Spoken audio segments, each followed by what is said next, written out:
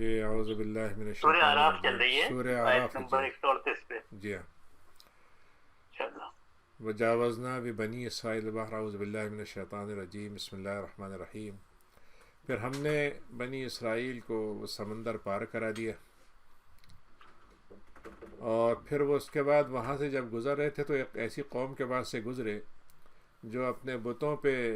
کے آگے جھکے رہتے تھے، ان کے آگے بیٹھے رہتے تھے، ان کے آگے ماتھا ٹیکتے تھے ان کے آگے.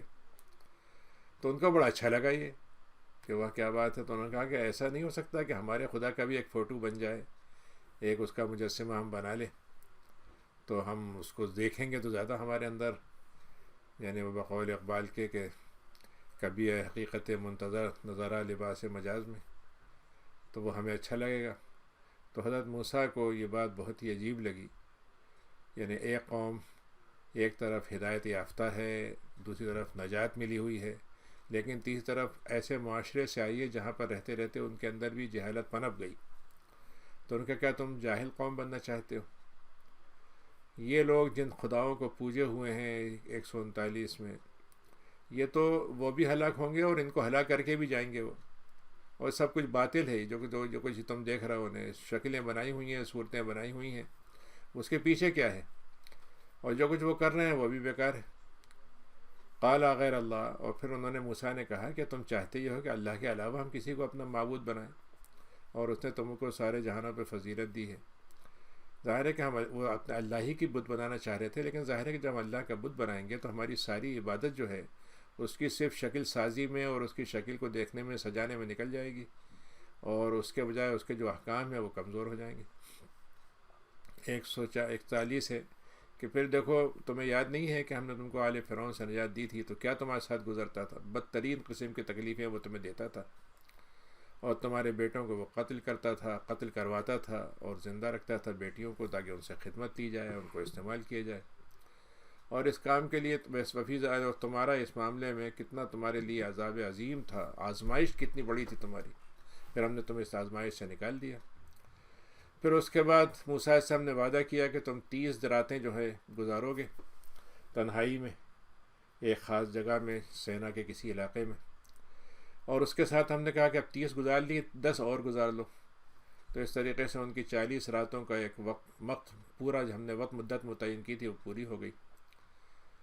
اور موسیٰ جب چلنے لگے تھے اس کام کے لیے تو اپنے بھائی ہارون سے یہ کہا کہ دیکھو تم میری قوم میں میرے طرف سے جانشین ہو میرے، تو ان کے معاملات ٹھیک رکھنا، اور دیکھو کسی فساد پھیلانے والے کی بات نہ سننا، تم اس کی بات مت ماننا. 143 میں تو جب موسیٰ وہاں پہنچے، جب ان کی وقت پورا ہو گیا تو اللہ نے ان سے کلام کیا. تو اس وقت تو اللہ سے کلام کرتے کرتے ان کا شوق بڑھ گیا. اور آپ دیکھیے کہ ان کی قوم جو تھی وہ بت بنانے کو کہہ رہی تھی، تو موسیٰ نے تو یہ نہیں کیا، لیکن موسیٰ کی یہ خواہش تو ہو گئی کہ اللہ کو دیکھ لیں. تو انہوں نے کہا اللہ تعالیٰ کہ آپ دیکھ سکتا ہوں آپ کو؟ تو اللہ نے کہا کہ تم نہیں دیکھ سکتے، لیکن تمہیں صرف ایک علامت کے طور پر ہم بتاتے ہیں کہ کیا ہوتا ہے اگر ہم نظر کسی پہ ڈال دیں. تو انہوں نے کہا دیکھو پہاڑ کو دیکھو ذرا سا، اگر یہ اللہ کے جلوے کے آگے ٹھہر جائے تو تم مجھے دیکھ لو گے. تو جب اللہ کی تجلی اس پہاڑ پہ ہوئی تو وہ بالکل ریزہ ریزہ ہو گیا، اور موسیٰ جو تھے وہ اس پر ایسی کیفیت ان پہ طاری ہوئی کہ وہ بے ہوش ہو گئے. جیسے معلوم ہوا کہ ان کو کوئی آندھی نے اور کسی بڑی زبردست چیخ نے پکڑ لیا. فلما آفاق. لیکن جب ان کو ہوش آیا تو انہوں نے کہا کہ اللہ میں توبہ کرتا ہوں، آپ تو بہت پاک ذات ہیں، اور میں سب سے پہلے ایمان لانے والوں میں ہوں. یعنی آپ یہ نہ سمجھیے کہ میں ایمان نہیں لانا چاہتا، میں تو لانا چاہتا ہوں، بلکہ اب کوئی مانے نہ مانے میں تو ضرور مانوں گا. اس کے بعد 144 میں کہ اے موسیٰ، اللہ نے کہا کہ ہم نے تم کو چن رکھا تھا، تمام لوگوں کے مقابلے میں تمہیں ہم نے رسالت سے نوازا ہے، تمہیں اپنے کلام سے نوازا ہے. اب جو کچھ ہم تمہیں دینے جا رہے ہیں تم اس پہ شکر گزار بننا. تو ہم نے ان کو لوح کی شکل میں تختیاں تھیں جن کی شکل میں ہم نے تورات ان کو دی، اور اس میں تمام نصیحت کی باتیں، خیر کی باتیں لکھی ہوئی تھیں، ہر چیز کی تفصیل تھی اس میں. تو ہم نے ان سے کہا کہ دیکھو پوری طاقت کے ساتھ، مضبوطی کے ساتھ، بغیر کسی مطلب یہ کہ الجھے ہوئے، شک میں پڑے ہوئے، بغیر کسی کمزوری دکھائے ہوئے اس کو پکڑنا. اور اب تم اپنی قوم کو بھی اسی بات کا حکم دینا کہ اس کو بھلے طریقے سے لیں. اور ہم یہ بھی بتا دیتے ہیں کہ میں ان کو دکھا دوں گا وہ راستہ جو جہنم والوں کا ہوتا ہے، اگر وہ نہیں پکڑیں گے تو ان کو وہ راستہ بھی دکھایا جا سکتا ہے. پھر اللہ نے 146 میں بھی ایک عجیب اصول بتایا ہے ان لوگوں کا جو بگڑنا چاہتے ہیں تو بگاڑ کی ان کے اندر خرابیاں کہاں سے آتی ہیں اور کیسے وہ بگاڑ کی طرف جاتے ہیں، کیوں ایسا ہوتا ہے کہ جب اچھائی ان کے پاس آتی ہے تو پھر جاتے ہیں۔ تو اللہ نے کہا کہ جو لوگ میرے حق کے بغیر میری زمین میں، میری ہی زمین میں مجھ سے ہی تکبر دکھاتے ہیں اور میری نشانیوں کو ماننے سے انکار کرتے ہیں، تو میں ان سے میں اس جو ہے احسن قرآن کی جو ہدایت ہے، تورات کی ہدایت کو پھیر دوں گا۔ کیوں؟ اس لیے کہ جب ان کے پاس کوئی آیت آتی ہے تو وہ ایمان نہیں لاتے، اور جب ان کو سیدھے راستے کی طرف بات بتائی جاتی ہے تو اس کو تو راستہ نہیں بتاتے، اور ان کو راستہ گمراہی کا اگر نظر آئے تو اس پہ چل پڑتے ہیں۔ اور یہ اس لیے ہے کہ انہوں نے میری آیتوں کو جھٹلایا اور ہم سے غافل بنے رہے۔ 146-47 ہے، والذین کذبوا، جو ہماری آیتوں کا انکار کرتے ہیں اور آخرت کے ملنے سے انکار کرتے ہیں تو ان کے تو اعمال ختم ہو جائیں گے۔ هل یجزون الا ما كانوا یعملون، تو اللہ تعالیٰ تو وہی بدلہ دے گا جو تم نے کیا تھا، جو تم کرتے تھے، جب وہ کرتے تھے اسی کا بدلہ دیا جائے گا۔ واتخذ قوم موسیٰ، اب یہاں پر یہ ایک خاتون نے مجھ سے سوال کیا، پوچھا کہ یہاں ایک مدرسہ خاتون ہے، وہ یہ بتا رہی ہیں کہ اسلام میں آخرت کا تصور جو ہے وہ تو اصل میں ریسائیکل ہو کے ہوگا، ریکارنیشن جسے کہتے ہیں نا، کہ مطلب یہ کہ آواگمن جس کو ہندی میں کہتے ہیں، کہ انسان روحوں کو بدلے گا، بدلے ہوتے ہوتے چکر چلتے چلتے سائیکل ہوتے جائیں گے، پھر نجات ہوگی۔ تو مجھے حیرت ہوئی کہ جو شخص قرآن کا مطالعہ کرتا ہو وہ قرآن کی اتنی ہزاروں اگر نہ صحیح تو سینکڑوں آیتیں ہیں آخرت پر، اس کو مطلب یہ اس کو لے کے دوسروں کے فلسفے پہ چلا جائے۔ بہرحال بہکنے کے لیے قرآن سے بھی آدمی بہک سکتا ہے۔ 148 آیت ہے کہ موسیٰ نے، جب موسیٰ وہاں گئے ہوئے تھے تو ان کی قوم نے ایک عجیب حرکت کی، انہوں نے کچھ ان کے پاس زیورات تھے، اور جو وہ تھا سامری، اس نے ان زیورات کے اندر کچھ گلایا، ان کو عجیب قسم کی کچھ ایسے ہوادار چیز بنائی کہ جب اس میں پھونکو تو اس میں سے آوازیں نکلتی تھیں، عجیب سی آواز نکلتی تھی، جیسے کہ بچڑا جو ہے وہ اس کے اندر سے سانس لے رہا ہو۔ تو اس نے اس کو بنا دیا، اور تو حالانکہ ان کو یہ معلوم تھا کہ نہ تو وہ خود بول سکتا ہے نہ راستہ دکھا سکتا ہے، بہرحال انہوں نے اس کا اپنا خدا بنا لیا اور پھر ظلم کرنے لگے، اور انہوں نے اپنے وہ ظلم کیا۔ ولما سقط فی ایدیہم، اور اس کو ان کے بعد اندازہ ہوا کہ ان سے یہ حرکت کیا ہو گئی ہے۔ تو 149 میں تو اس کے بعد انہوں نے کہا، ارے بھائی ہم تو بھٹک گئے، اور انہوں نے پھر یہ کہا کہ اللہ تعالیٰ نے اگر ہم پہ رحم نہیں کیا، معاف نہیں کیا، تو پھر تو ہم خسارے والوں میں سے ہو جائیں گے۔ اللہ نے موسیٰ کو بتا دیا تھا کہ تمہارے پیچھے قوم نے یہ کیا ہے، تو موسیٰ جو چاہتے تھے تھوڑا سا اور رکتے، وہ جلدی جلدی واپس آئے۔ تو جب موسیٰ واپس ہوئے اپنے قوم کی طرف، نہ صرف یہ کہ غصے میں تھے اور بہت ہی رنجیدہ تھے، تو اس کے بعد انہوں نے ہارون کو ڈانٹنا شروع کیا کہ تم نے کیسی میرے بعد نگرانی کی، تمہیں خیال نہیں رہا کہ تم عاجل تم ربکم، تم نے اپنے اور لوگوں سے کہا انہوں نے کہ تم نے یہ میرے بعد کیا کیا، اور تمہیں اتنی جلدی مطلب یہ تم نے فیصلے کر لیے اس طرح کے۔ اور انہوں نے وہ جو تختیاں ہاتھ میں تھیں وہ ایک طرف رکھیں، اور موسیٰ کے ہارون کے سر کو، بالوں کو پکڑا اور اس کو کھینچنے لگے۔ تو انہوں نے کہا، اے میری ماں کے بیٹے، یعنی یہ محبت کا اظہار کرنے کے لیے کہ ماں کے حوالے سے آدمی کے اندر محبت پیدا ہوتی ہے۔ تو اس نے کہا، اے میری ماں کے، میں بھی تمہاری ماں کا بیٹا ہوں اور تم بھی میری ماں کے بیٹے ہو۔ یہ قوم جو تھی نا، انہوں نے مجھے کمزور بنا دیا تھا، اور یہ تو مجھے قتل کر دیتے۔ تو دیکھو، مجھے دشمنوں کو ہنسنے کا موقع مت دو، تم مجھے سزا دو گے تو دشمن ہنسیں گے کہ ہماری طرف سے بھی خراب اور تمہاری طرف سے بھی میں خراب ہو گیا، اور دیکھو مجھے ان ظالموں کے اندر مت جھونک دینا، مت جانے دینا انہیں۔ تو جب موسیٰ کو اندازہ ہوا کہ نہیں یہ کمزوری ہو گئی تھی، لیکن ان کا ارادہ نہیں تھا، یہ چاہتے تو روکنا، لیکن انہوں نے اس لیے نہیں روکا کہ ایسا نہ ہو کہ کوئی فیصلہ کرے اور بعد میں موسیٰ کہے کہ بھائی یہ فیصلہ صحیح نہیں تھا، تو یہ روکے رہے تھے۔ تو انہوں نے پھر کہا کہ اللہ 151 میں کہ مجھے معاف کر دیجیے گا، میرے بھائی کو بھی معاف کیجیے گا، ہماری رحمتوں، آپ کی رحمتوں میں ہم کو داخل کیجیے گا، آپ تو بہت رحم کرنے والے۔ پھر اللہ نے کہا کہ جن لوگوں نے بچھڑے کو خدا بنا لیا تھا ان کو اللہ کے رب کی طرف سے بہت عذاب آئے گا، غضب آئے گا، اور ان کو دنیا میں زندہ کی زندگی میں رسوائی نصیب ہوگی، اور ہم جھوٹ باندھنے والوں کو ایسے ہی سزا دیتے ہیں۔ اور جن لوگوں نے برائیاں کی ہیں لیکن انہوں نے توبہ کر لی اور ایمان لے آئے تو اللہ تعالیٰ ان کو معاف بھی کرنے والا ہے۔ 153 ہے، جب موسیٰ علیہ السلام کا غصہ ٹھنڈا ہوا تو انہوں نے پھر وہ 28 تختیاں اور ان کی تحریریں جو لکھی ہوئی تھیں، اس میں جو نسخے کا مطلب ہوتا ہے عربی میں ایک چیز کو دوسری چیز سے ملا کے اس جیسا نکالنا، لکھنا، اس کی کاپی کرنا، تو کاپی بنی ہوئی تھی جو ان کو دی گئی تھی، تو اس میں ہدایت کی، رحمت کی باتیں تھیں، اور یہ ان کے لیے تھی جو خدا سے ڈرتے ہیں۔ پھر اس کے بعد موسیٰ نے اپنے قوم میں سے 70 آدمیوں کو منتخب کیا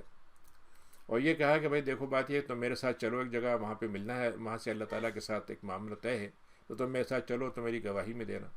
وہاں پہنچ کے انہوں نے کچھ اور مطالبے کر دیے تو ان کے اوپر ایک کڑک قدار زلزلہ آ گیا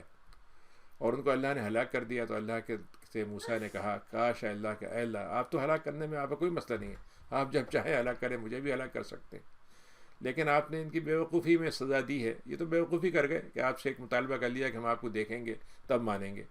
تو ان بیوقوفی کی بات کو آپ چھوڑ دیجئے، یہ ایک فتنے میں پڑ گئے ہیں اور آپ تو جس کو چاہیں گمراہ کر دیں، جس کو چاہیں راستہ دے دیں، تو آپ ہمارے ولی ہیں، معاف فرما دیجئے، رحم کر دیجئے اور ہمارے لیے مغفرت فرما دیے۔ تو اللہ نے ان کی دعا قبول کر لی اور ان کو پھر سے واپس کر دیا۔ پھر انہوں نے کہا موسیٰ نے 158 میں کہ اللہ تعالیٰ اس دنیا میں بھی ہمیں حسنات سے نوازیے گا اور آخرت میں بھی، اور ہم آپ کی طرف لوٹ کر آ گئے ہیں۔ تو یہاں سے ہدنا کا جو لفظ ہے کہ ہم نے آپ کی طرف ہدایت پالی، اسی سے یہود کا لفظ نکلا ہے کہ وہ لوگ جو ہدایت والے تھے۔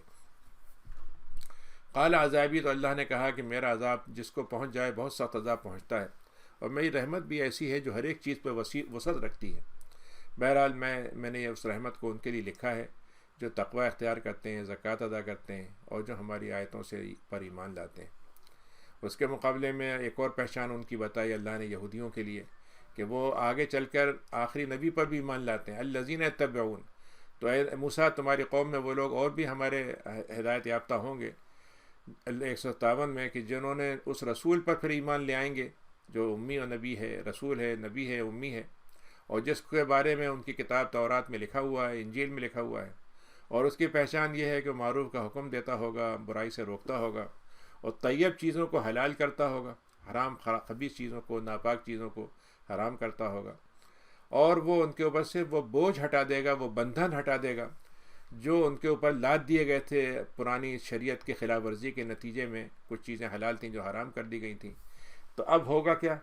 کہ وہ لوگ جو اس آپ پر ایمان لے آئیں گے، اس نبی پر ایمان لے آئیں گے اور اس نبی کی رفاقت اور حمایت اور ان کے دفاع میں کھڑے ہو جائیں گے اور ان کی مددگار بن جائیں گے، ان کو دین کے پھیلانے میں، ان کے کام کو آگے بڑھانے میں، اور اس نور کی پیروی کریں گے جس کو اللہ نے ان پر اتارا ہے، یعنی قرآن کی، تو پھر یہ لوگ تو واقعی کامیاب ہو جانے والوں میں سے۔ 158 ہے کہ اے لوگو، اب تمہیں ہم بتاتے ہیں کہ یہ ہم نے رسول کیوں بھیجا ہے۔ ہم نے یہ رسول ساری دنیا کی طرف بھیجا ہے، اور اس اللہ کی طرف سے یہ آیا ہے جس کی زمین آسمان میں بادشاہت ہے، وہی ایک الہ ہے، کوئی وہی زندگی دیتا ہے، وہی موت دیتا ہے۔ تو اے لوگو، ہمارے اس رسول پر ایمان لے آؤ جو نبی امی ہے، الذی یؤمن باللہ وکلماتہ، اور وہ خود نبی ایسے ہیں جو اللہ پر ایمان رکھتے ہیں، اسے کلمات کو مانتے ہیں، اور اس کی پیروی کر لو تاکہ تم اب ہدایت پر بنے رہو۔ پہلے ہدایت یافتہ تھے لیکن اب تمہاری ہدایت اس وقت ہوگی جب تم اس نبی پر ایمان لے آؤ گے۔ وَمِن قوم موسیٰ، اور یقیناً 159 میں اللہ نے کہا کہ یقیناً موسیٰ کی امت میں ایسے لوگ ہیں اور ہوں گے جو ہدایت پا جائیں گے حق پر، اور وَبِهِ يَعْدِلُونَ، اور اس کی بنیاد پر ہی وہ انصاف کریں گے، ان کا انصاف اللہ کے طریقے پر ہوگا۔ وَقَطَّعْنَاهُمْ، اللہ نے پہلے یہ بات بتائی لیکن پھر اس زمانے کی بات پہ پھر لوٹ کے اللہ نے کہا کہ 160 میں کہ ہم نے ان کو 12 گروہ بنائے تھے جن کا یعقوب علیہ السلام کی اولاد میں سے ہر ایک کی خاندان الگ الگ ہو گیا تھا، تو وہ الگ گروہ در گروہ ہم نے بنا دیے تھے۔ اور موسیٰ کو ان سے نے جب پوچھا لوگوں نے اس سے کہ ہمیں پانی چاہیے، پانی تو مل نہیں رہا ہے، تو ہم نے موسیٰ کو وحی کی کہ تم اپنی لاٹھی کو پتھر پہ مارو، تو معلوم ہو اس سے 12 چشمے پھوٹ پڑے، اور ہر ایک کو یہ معلوم ہو گیا کہ کس کا پانی کہاں سے لینا ہے۔ اور ہم نے ان کے لیے بادلوں کا سایہ کر دیا اور من اور سلوہ کے ذریعے سے ان کو غذا فراہم کر دی، اور ہم نے کہا کہ دیکھو طیبات کو کھاتے رہو اور اس کی شکل میں، لیکن ظلم مت کرو، لیکن ہم نے ان پہ ظلم نہیں کیا، وہ ظلم کرنے والے بن گئے۔ 161 میں ہے جب ہم نے ان سے کہا کہ جاؤ اس بستی میں جا کے رہو، جو بستی بیت المقدس کی ہے اس میں جاؤ تم رہو، اس کو فتح کر لو، وہاں رہو، تم آباد ہو جاؤ، وہاں پر اسلام کا کام کرو، اور وہاں پر جو ہم نے تم کو دیا اس کو کھاؤ، اور تم یہ کہتے جانا کہ اللہ تعالیٰ ہمارے گناہوں کو جھاڑتے جائیے گا، ہم سے گناہوں کو ہم سے ہٹا دیجیے گا، اور جب دروازے میں داخلہ ہو، تمہارا قلعے کے دروازے میں داخلہ ہو تو سجدہ کرتے ہوئے داخل ہونا، اور یہ کہتے ہوئے جانا اللہ ہماری غلطیوں کو معاف کر دے، کیونکہ اللہ تعالیٰ احسان کرنے والوں کو اور بڑھا کر دیتا ہے۔ فبدل الذین ظلموا، لیکن انہوں نے کیا کیا، جو ہم نے جملہ کہا تھا ان سے کہ تم حتہ کہنا، حتہ کا مطلب ہوتا ہے ہمارے گرا دیں، وہ ہنتا کا مطلب ہوتا ہے اللہ تعالیٰ ہمیں خوب کھانا دیجیے، ہمیں تو طرح طرح کے بھات کے کھانے چاہیے، یہ جملہ بدل دیا،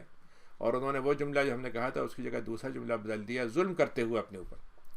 فارسلنا علیہم، تو ہم نے ان پر ایک عذاب بھیجا آسمان سے، اس لیے کہ وہ ظلم کرتے تھے۔ پھر اللہ نے ان کی ایک بنی اسرائیل کی ایک قوم تھی جو سمندر کے کنارے یا پانی کے کنارے آباد تھی، مچھلیاں پکڑتی تھی، اور ان سے کہا گیا تھا کہ سبت کے دن، سنیچر کے دن تم عبادت کرنا، کچھ مت کرنا، اور وہ مچھلیاں آتی تھیں سنیچر کے دن، باقی دنوں میں نہیں آتی تھیں۔ تو اللہ نے کہا کہ آپ ان سے ذرا پوچھیے گا اس بستی کے بارے میں جو سمندر کے کنارے آباد تھی، اور ہوتا کیا تھا کہ وہ سبت کے دن انہوں نے حرکتیں شروع کر دیں، کیونکہ ان کی مچھلیاں جو تھیں صرف سبت کے دن آتی تھیں، اور وہ دھڑا دھڑا آتی تھیں بھری، یعنی مطلب ریوڑ کے ریوڑ ان کے آتے تھے، اور جب وہ دوسرا دن ہوتا تو آتی نہیں تھی بالکل۔ تو انہوں نے کیا کیا کہ وہاں گڈھے کھود دیے، تو جب مچھلیاں جو ہیں وہ آئیں اور پانی گھٹا، کیونکہ پانی کا مد و جزر ہوتا ہے، تو پانی جب بڑھتا تھا تو خوب آ جاتی تھی، تو جب پانی گھٹتا تھا تو مچھلیاں جو تھیں گڑھوں میں رہ جاتی تھیں، تو وہ اگلے دن جاتے تھے اور جا کے اس پر مچھلیوں کو پکڑ لیتے تھے، تو یہ ہیلا کرتے تھے۔ تو اللہ تعالیٰ نے کہا کہ ان میں ایک گروہ تھا جو ان کو سمجھاتا تھا کہ دیکھو یہ کام مت کرو، اللہ تعالیٰ نے تمہارا رزق اگر لکھا ہے تو وہ دوسرے دن بھی دے دے گا، لیکن اللہ تعالیٰ تمہیں اب یہ آزمانا چاہ رہا ہے، اور اللہ تعالیٰ تمہیں ہلاک کر دے گا اگر تم یہ کام کیا، بہت سخت عذاب ہوگی۔ تو ایک گروہ جو تھا، تیسرا گروہ بھی تھا ان میں، تو اس نے کہا کہ بھائی آپ نصیحت کریں گے تو ہوگا کیا، آپ کی بات سنے گا کون؟ اللہ تعالیٰ ہو سکتا ہے ان کو ہلاک کرنے والا ہو، تو اب آپ کیا کر لیں گے ان کو؟ تو انہوں نے کیا کہا، انہوں نے کہا بھائی بات یہ ہے کہ ہماری طرف سے تو معذرت ہو جائے گی نا، کہ ہم نے تو اپنا فریضہ انجام دے دیا، اپنا حق ادا کر دیا، اور ہو سکتا ہے وہ رک بھی جائیں۔ فلما نسوا، پھر اس پر 164 میں اللہ نے کہا، لیکن ہوا کیا کہ جب اس کے بعد 165 میں کہ جب ہم نے ان کو یہ باتیں کہی تھیں اس کو بھلاتے چلے گئے، تو ہم نے کیا کہا، جس بات سے روکا گیا تھا اس سے وہ انجین الذین ینہون سوء، تو ہم نے وہ لوگ جو برائی سے روکتے تھے ان کو ہم نے بچا لیا۔ اللہ نے ان کا ذکر نہیں کیا جو یہ کہتے تھے کہ یہ کام برا تو کر رہے ہیں لیکن ان کو روکتے نہیں تھے، ان کے بارے میں اللہ نے ذکر نہیں کیا، صرف اس کو ذکر کیا جو واقعی روکتے تھے، اور ان کو اللہ نے کہا کہ ہم نے بجا لیا،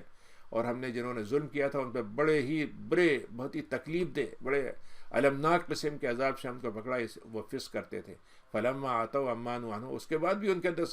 سرکشی جب ختم نہیں ہوئی تو ہم نے کہا کہ جاؤ تم ایسے مطلب ذلیل و خوار بندر کی طرح ہو جاؤ۔ اب اس میں دونوں روایتیں ہیں، ایک تو یہ کہ وہ بندر تھے، بنا دیے گئے تھے اور انسانوں کی شکل سے بدل کے بندر ہو گئے تھے، اور یعنی یہ تھا، اور وہ لوگ محسوس کرتے تھے اس بات کو لیکن کچھ کر نہیں سکتے تھے۔ اور دوسری روایت یہ بھی ہے کہ وہ بندروں کی ان کی نسلیں بنا دی گئی تھیں ان کی، یعنی وہ تو ختم ہو گئے تھے، پھر اس کے بعد بندر بنے اور ختم ہو گئے، سور بنے ختم ہو گئے، اور ایک یہ کہ ان کی نسلیں بھی چلی۔ وَإِذْ تَأَذَّنَ رَبُّكَ، اور جب انہوں نے ہماری باتوں کو ماننے سے انکار کر دیا تو 167 میں اللہ نے یہ طے کر دیا، ان کو بتا دیا کہ اگر تم یہ کام کرتے رہو گے تو ہم تمہارے اوپر ایسے لوگوں کو مسلط رکھیں گے جو تم کو بدترین تکلیفیں دیا کریں گے، تم کو غلامی تم سے کروائیں گے، تم کو عذاب دیں گے، تم سے تمہاری چیزیں چھین لیں گے، اور تمہاری کوئی عزت ان کے آگے نہیں ہوگی۔ اللہ تعالیٰ بہت جلدی عذاب دے دیتا ہے، سزا دے دیتا ہے، بہت غفور بھی ہے۔ وَقَطَّعْنَاهُمْ فِي أُمَمًا، اور ان کی 168 میں اللہ نے کہا کہ ہم نے ان کو گروہ در گروہ بنا کر تقسیم کر دیا، یعنی ان کو بانٹ دیا، یعنی وہ ایک گروہ تھے لیکن ہزاروں گروہ میں تقسیم ہو گئے، حالانکہ ان میں کچھ اچھے بھی تھے لیکن کچھ دوسرے بھی تھے، خراب بھی تھے، اور ہم نے ان کو اچھے طریقے سے اور برائی سے ہر طرح سے آزما لیا کہ تاکہ شاید وہ پلٹ کے آ جائیں۔ فَخَلَفَ مِن بَعْدِهِمْ خَلْفٌ، اس کے بعد ایک گروہ ان کا دوسرا پیدا ہوا، ان کے بعد دوسری نسل آئی جن کو کتاب کی وراثت ملی تھی، کتاب ان کو وراثت میں مل گئی تھی، پہلے والوں نے تو اس پر عمل کیا، یہ وراثت میں مل گئی تھی ان کو، دین ان کو وراثت میں ملا تھا، تو انہوں نے کیا کیا، وہ دین کو تو ایک طرف رکھ دیا اور دنیا کی طلب میں چل پڑے۔ دنیا کی جو چھوٹی، ادنا کا مطلب ہوتا ہے دنیا کا مطلب کمتر ترین چیز، اور ادنا کا مطلب ہے اس میں سے بھی کمتر، یعنی دنیا کے بھی اعلیٰ درجے ہو سکتے ہیں، لیکن دنیا کی بھی جو بالکل گری ہوئی چیزیں تھیں اس کو وہ لینے لگے تھے، چھوٹی چھوٹی چیزوں پہ، اور یہ کہتے تھے کہ ہمارا تو بخشش ہو ہی جائے گی، اور اگر ان کے سامنے وہ کہتے تھے اگر اور بھی ہمیں دنیا کی چیزیں ملی تو ہم تو کوئی حد نہیں، ہم تو لیتے رہیں گے۔ الم یؤخذ علیہم میثاق الکتاب، اللہ تعالیٰ کہتا ہے کیا تم کو ان کو یاد نہیں رہا کہ ہم نے کتاب میں ان سے بہت مضبوط عہد لیا تھا کہ اللہ پر حق کے علاوہ بات نہیں کہیں گے، اور کتاب وہ پڑھتے تھے، ان کو معلوم تھا کتاب میں کیا لکھا ہوا، ان کو پڑھنا آتا تھا، وہ سمجھتے تھے اسے، اس کے اندر انہوں نے معنی پہ غور کیا تھا، اور ان کو یہ بتا دیا گیا تھا کہ آخرت کی زندگی جو ہے بہتر ہے تقوی والوں کے لیے، کیا وہ عقل ان کی عقل کہیں اور چلی گئی تھی۔ والذین یمسکون بالکتاب، پھر اللہ نے 170 میں کہا کہ دیکھو جو لوگ کتاب کو تھام لیتے ہیں اور نماز قائم کرتے ہیں تو ہم ایسے اصلاح کرنے والوں کا، اپنی اصلاح کرنے کا اور دوسروں کی اصلاح کرنے والوں کا عمل ضائع نہیں کرتے۔ وَإِذْ نَتَقْنَا الْجَبَلَ، 171 میں اللہ نے کہا ہم نے ایک پہاڑ ان کے اوپر معلق کر دیا، ایسا جیسے صاحبان کی طرح یا بادل کی طرح ہوتا ہے، اور ان کو یہ لگتا تھا کہ ذرا سا بھی کچھ ہوگا، وہ ہلتا رہتا تھا، اوپر نیچے ہوتا تھا، اور ان کو یہ لگتا تھا کہ اب گرا اب گرا۔ ان سے کہا گیا تھا، کیا کہا تھا کہ دیکھو ہم یہ تمہارے پاس پہاڑ ہے، اور اگر تم کتاب کو ہمارے پکڑے رہو گے طاقت کے ساتھ تو ہم تمہیں اس کی سزا سے بچا لیں گے۔ وَاذْكُرُوا فِيهِ مَا فِيهِ، اور تمہارا کام یہ ہے کہ تم کتاب میں جو کچھ لکھا ہوا ہے اسے نصیحت حاصل کرو۔ وَإِذْ أَخَذَ رَبُّكَ، اور اللہ تعالیٰ نے پھر ایک پیچھے کی بات اللہ نے کہی، جب آدم علیہ السلام کو اللہ نے پیدا کیا تو بنی آدم، جتنی اولاد آدم علیہ السلام کی قیامت تک ہوگی، جتنے بھی مرد عورت ہوں گے، سب کو اللہ نے ان کی روحوں کو زندہ کیا، ان کی اللہ آدم کی پیٹھ سے ان روحوں کو نکالا، اور اس کے بعد پوچھا ان سے تم گواہی دینے والے ہو؟ واشہدہم، اللہ نے ان کو اپنے اوپر گواہی دلوائی کہ کیا میں تمہارا رب ہوں کہ نہیں ہوں؟ تو قالوا بلا، انہوں نے کہا کہ ہم بالکل مانتے ہیں، شہدنا، ہم اس بات کی گواہی دیتے ہیں۔ تو 172 میں اللہ نے کہا کہ دیکھو یہ ہم تقولوا یوم القیامہ، ہم نے یہ تم سے اس وقت اس لیے کنفرم کر لیا ہے کہ تم قیامت کے دن یہ نہ کہتے کہنا کہ دیکھو ہمیں تو پتہ ہی نہیں تھا کہ آپ کون تھے اور ہمیں کیسے آپ کو ماننا تھا، اور ہماری تو ہمیں پتہ ہی نہیں چلا تھا۔ اور تقولوا، یا تم یہ کہتے کہ ہمارے باپ دادا شرک کیا کرتے تھے تو ہمارے ساتھ بھی وہی شرک کی لت ہمیں بھی لگ گئی، اور ہم تو ان کے بعد تھے، بے بس تھے، ان کی باتیں مانتے چلے جا رہے تھے، ہمیں انہوں نے جس پہ چلایا تھا راستے پہ اسی راستے پہ چل رہے تھے، تو وہ تم پھر ہم سے کہتے کہ اللہ میاں کچھ برے لوگوں نے برے کام کیے تھے، آپ ہمیں بھی ہلاک کر دیں گے ان کی وجہ سے۔ اللہ تعالیٰ نے پھر کہا کہ اللہ تعالیٰ کی آیتوں کو ہم خوب پھیلا کے بتاتے ہیں، اور ہم چاہتے یہ ہیں کہ ان کے اندر رجوع کی کیفیت پیدا ہو جائے، واپسی کی کیفیت پیدا ہو جائے۔ وَاتْلُ عَلَيْهِمْ نَبَأَ الَّذِي، اللہ نے ایک قوم کے بنی اسرائیل کے ایک آدمی کا تذکرہ کیا جو کئی سو سال کی عبادت کر چکا تھا، بہت ہی عبادت گزار آدمی تھا۔ 175 آیت میں اللہ نے کہا اس آدمی کی آپ مثال ان لوگوں کے سامنے پڑھ کے بتائیے کہ جس کو ہم نے اپنی آیتیں دی تھیں، فَانْسَلَخَ مِنْهَا، اور وہ ساری آیتوں سے جو ہے وہ بالکل ایسے نکل گئے جیسے کہ کوئی چیز جو ہے سانپ کیچلی سے نکل جاتا ہے۔ فَاتَّبَعَهُ الشَّيْطَانُ فَأَتْبَعَهُ الشَّيْطَانُ، نتیجہ کیا ہوا کہ جب اس نے دنیا کی وہ اپنی زمین جو کچھ علم تھا اس کو دنیا خریدنے میں لگ گیا تو ہم نے شیطان اس کے پیچھے لگ گیا، نتیجہ ہوا کہ وہ جتنا بھی اس کے پاس ایمان تھا وہ بھی گمراہی میں چلا گیا۔ وَلَوْ شِئْنَا، اللہ تعالیٰ نے کہا کہ اگر وہ چلتا رہتا ہمارے راستے میں تو ہم اس کو اور منزلیں دے دیتے اوپر کی بلندیوں کی، لیکن اس نے تو یہ چاہا کہ زمین کے اندر ہی سب زندگی حاصل کر لے، خلود کی، ہمیشہ کی، اور اپنی خواہشوں کو اس نے اپنا رہنما بنا لیا، خدا بنا لیا۔ تو اس کی مثال ایسی ہے جیسے کتا ہوتا ہے کہ اگر وہ بیٹھا ہوا ہے تب بھی اس کی زبان باہر نکلی ہوگی، ہانپ رہا ہوگا، اور تھکا ہوا ہے تب بھی ہانپ رہے گا، اگر اس پر وزن لاد دیں تب بھی، چھوڑ دیں تب بھی۔ تو ایسے لوگوں کی مثال ایسی ہے کہ ان کو پھر دنیا کی پیاس، پوری دنیا مل جائے تب بھی پیاسے رہیں گے، اور نہ ملے تب بھی پیاسے۔ تو یہ وہ لوگ ہیں جن کی مثال وہ ہے جنہوں نے جھٹلایا ہماری آیتوں کو۔ تو اللہ تعالیٰ چاہتا ہے کہ اے نبی آپ یہ قصے ان کے سامنے بیان کرتے رہیں تاکہ ان کے اندر تفکر پیدا ہو، فکر پیدا ہو۔ 177 میں ساء مثلاً القوم الذین کذبوا، ان لوگوں کی مثال تو اللہ کے نزدیک بہت بری ہے جنہوں نے ہماری آیتوں کو جھٹلایا، اور انہوں نے اپنی حقیقت کو جھٹلا دیا، اور اپنے اوپر ہی ظلم کرتے تھے وہ۔ من یہد اللہ، جو اللہ تعالیٰ، اگر 178 ہے کہ اللہ تعالیٰ جب ہدایت دینے پہ آتا ہے تو پھر ہدایت اسی کی ہوتی ہے، اور پھر ہدایت کے علاوہ کچھ انسان کو نہیں ملتا، اور ہدایت کہیں اور سے مل نہیں سکتی، لیکن اگر اللہ تعالیٰ اس کو ہدایت نہ دینے دے تو پھر تو خسارہ ہی ان کو ملے گا۔ وَلَقَدْ ذَرَأْنَا، اور ہم نے بہت سی مخلوق پیدا کی ہے اور کریں گے قیامت تک، لیکن ان میں سے بہت سے لوگ وہ بھی ہیں جنہوں میں سے اور انسوں میں سے جہنم کے ایندھن بنیں گے۔ یہ لوگ کون ہیں؟ جن کے دلوں میں کوئی سمجھ بوجھ نہیں ہے، آنکھیں ہیں لیکن دیکھتے نہیں ہیں، کان ہیں لیکن سنتے نہیں ہیں، اور وہ تو چوپایوں کی طرح ہیں، بلکہ چوپایا تو پھر بھی کچھ نہ کچھ اپنی فائدے کی چیز سمجھتا ہے، جتنی ان کو سمجھ دی اس مطابق پھر بھی صحیح کام کرتا ہے، یہ تو اس سے بھی گئے گزرے ہیں۔ اور یہ لوگ ہیں جو غفلت والے ہیں۔ اللہ تعالیٰ کے اللہ نے اپنے بارے میں بتایا 180 میں کہ اللہ کے بہت اچھے نام ہیں، اچھے نام ہیں، تو تمہیں اچھے ناموں سے پکارو، اور جو اللہ کے ناموں میں طرح طرح کی حرکتیں کرتے ہیں، اس کے اندر کچھ میخ نکالتے ہیں، کچھ اس کے اندر کمزوریاں پیدا کر دیتے ہیں، ان سے بچو۔ بس اللہ تعالیٰ کے بارے میں مختلف انسان کی شکلیں مثال دے رہا ہوں کہ بس کہے کہ اللہ تعالیٰ جو ہے بس اللہ نے ہر چیز پیدا کی، اللہ نے انسان پیدا کیا، مثلا یہ بھی ایک ہے، لیکن فرض کہ اللہ تعالیٰ نے سور پیدا کیا تو یقیناً پیدا کیا، لیکن یہ اس کی تعریف نہیں ہوگی۔ تو اللہ کی تعریف ان چیزوں سے کی جائے گی جو اچھی چیزیں ہیں، اللہ تعالیٰ کی تعریف جو ہے ان چیزوں ہوگی جس سے انسان کو فائدہ ہوتا ہے۔ صحیح زون، تو وہ جو ایسی حرکتیں کرتے ہیں ان کو ہم بدلہ دیں گے جو کرتے ہیں۔ وَمِمَّنْ خَلَقْنَا، اور جن لوگوں کو ہم نے پیدا کیا ہے 182-81 میں، تو ان میں سے ایسے لوگ بھی ہیں کہ جو ایسی امتیں ہیں جو حق پہ ہدایت پائی جاتی ہیں اور حق کے ساتھ کام کرتی ہیں۔ وَالَّذِينَ كَذَّبُوا بِآيَاتِنَا، لیکن جو لوگ ہماری آیتوں کو جھٹلاتے ہیں 182 میں، اس بات کو ان کو اندازہ نہیں ہوتا کہ ہم ان کو پکڑتے کب ہیں، ہم ان کو بڑی مہلت دیتے ہیں، ہم ان کی طرف آہستہ آہستہ بڑھتے ہیں، اور ایک وقت آتا ہے کہ پھر پکڑتے ہیں تو ان کا اندازہ ہی نہیں تھا کہ ہوا کیا ان کے ساتھ. اب املی لہم، مہلت میں دیتا ہوں ان کو. اور اللہ تعالیٰ کہتا ہے کہ میری تدبیر بڑی مضبوط ہے، اس میں ذرا سا رکھنا نہیں ہوتا. اولم یتفکروا، اے لوگو، تم نے کبھی اس بات پہ غور کیا کہ تمہارا ساتھی جو تمہارے ساتھ 40 سال رہا ہے کتنی سمجھداری کی باتیں کرتا تھا، تم اسے کیسا اس کے بارے میں لقب دیتے تھے، اور اب تم کہتے ہو کہ اس کو پاگل ہو گیا ہے، جین اس کے اوپر آ گئے. ارے بھائی وہ تو صرف ایک ڈرانے والا ہے، کھلا ڈرانے والا. 185 ہے. اے لوگوں، تم زمین آسمان کے اندر ذرا غور کرو، اس کی پیدائش، اس کی تخلیق، اس کے کارنامے، اس کے اندر کیا کیا زندگی کے آثار، کیا چیزیں ہیں اس کے اندر، اور زمین میں دیکھو تمہیں پتہ چلے گا. وما خلق اللہ من شیء، کہ اور جو کچھ بھی اللہ تعالیٰ نے پیدا کیا ہے. وان عسا، اور ان کو یہ اندازہ ہو جانا چاہیے کہ ان کی مدت موت کے قریب آتی جا رہی ہے. تو اب کون سی اور گفتگو ہوگی قرآن کے بعد بھی جس سے وہ ایمان لائیں گے؟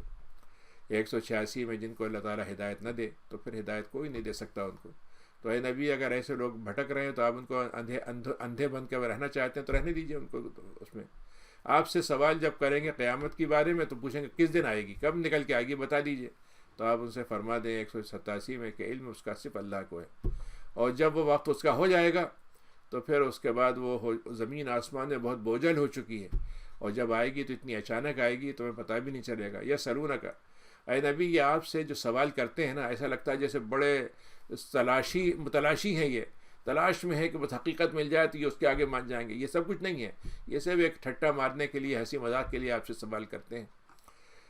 بہرحال آپ اسے کہہ دیجیے اس کا علم اللہ کے پاس ہے. اور اکثر لوگوں کو یہی بات سمجھ میں نہیں آتی. قل لا املک، اور ان سے آپ تو یہ فرما دیں کہ میں نبی ہوں، سب کچھ ہوں، لیکن میں تو اپنی جان کے بارے میں مالک نہیں ہوں. میں اپنی جان پہ میرا کوئی قبضہ نہیں ہے، اور کوئی میرا اختیار نہیں ہے. نہ نفع پہنچا سکتا ہوں نہ نقصان، سوائے اس کے کہ اللہ تعالیٰ چاہے تو وہی ہوگا.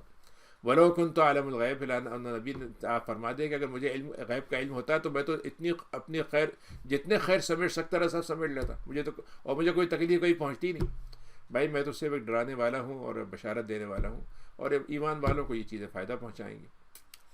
پھر اللہ نے 189 میں کہا تم کو ایک مخلوق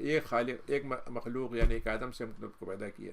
اور اسی سے ہم نے ان کی بیوی بنائی، اور اس لیے بنائی تاکہ ان کو ان کے ذریعے سے راحت اور سکون کا سامان ان کے ذریعے سے ملے. اور جب وہ دونوں کا ملاپ ہوتا ہے تو اس کے نتیجے میں ایک چھوٹی سی بالکل ہلکا سا حمل ٹھہرتا ہے، اور وہ خاتون جو ہے، ماں جو ہے، وہ چلتی رہتی، کوئی اس کو وزن نہیں لگتا. لیکن وزن ایک وقت آتا ہے جب وزن بھاری ہو جاتا ہے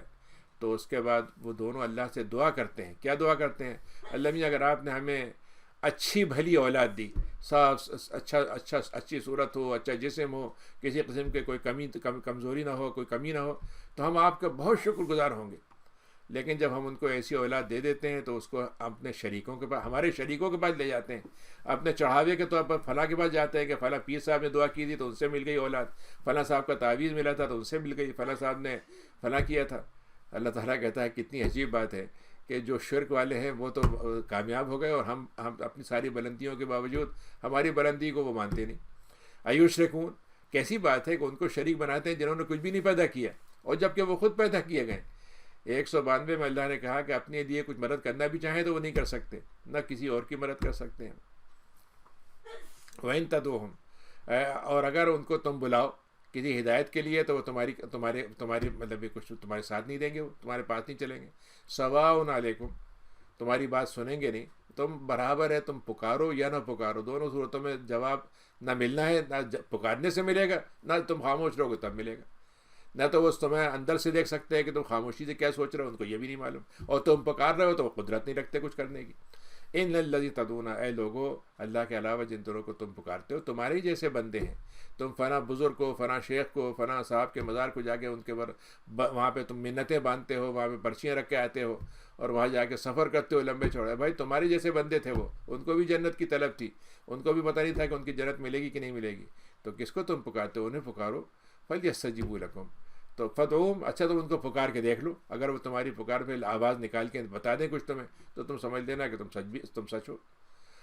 الہم اجرون، تو اب جب ان کا انتقال ہو گیا، وہ قبروں میں دفن ہو گیا، تو کیا اب چلتے ہوئے تمہیں دکھتے ہیں؟ کیا ان کے ہاتھوں سے تم ان کو پکڑتے ہوئے کوئی چیز دیکھتے ہو؟ ام لہم، اچھا یہ بتوں کے بارے میں جو پتھر کے ہیں کہ کیا وہ پیر ہیں ان کے جس چلتے ہیں، ان کے ہاتھ ہیں جس سے پکڑتے ہیں، یا ان کی آنکھیں جس سے وہ دیکھتے ہیں، یا ان کے کان جس سنتے ہیں؟ ان سے کہیے کہ بھئی اُرِدُوا شُرَكَاءَكُمْ، اے نبی آپ فرما دیں کہ تمہارے جتنے شریک ہیں ان کو تم پکار لگاؤ ان کو، اور دیکھو کہ میرے خلاف وہ سازش کر کے کیا کر لیتے ہیں۔ آپ تو یہ فرما دیجئے کہ اللہ ہی میرا ولی ہے، جس نے کتاب اتاری ہے، اور وہ نیک لوگوں کا ولی ہوتا ہے۔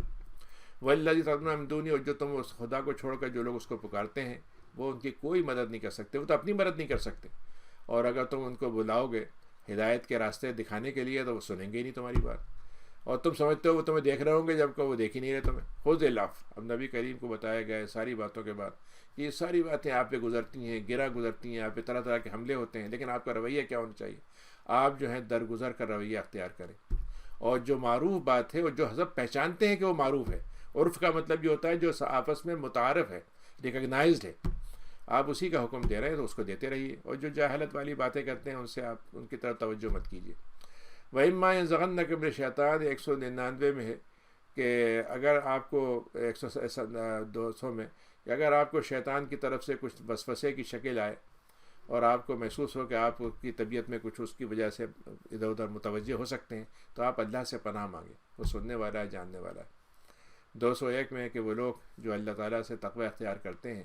ان کی تو کیفیت یہ ہوتی ہے کہ شیطان ذرا سا ان کو برائی سے چھوتا ہے تو ان کو اچانک یاد آ جاتا ہے کہ تو شیطانی وسوسہ ہے، وہ فوراً مکمل طور پر اس سے آگاہ ہو جاتے ہیں،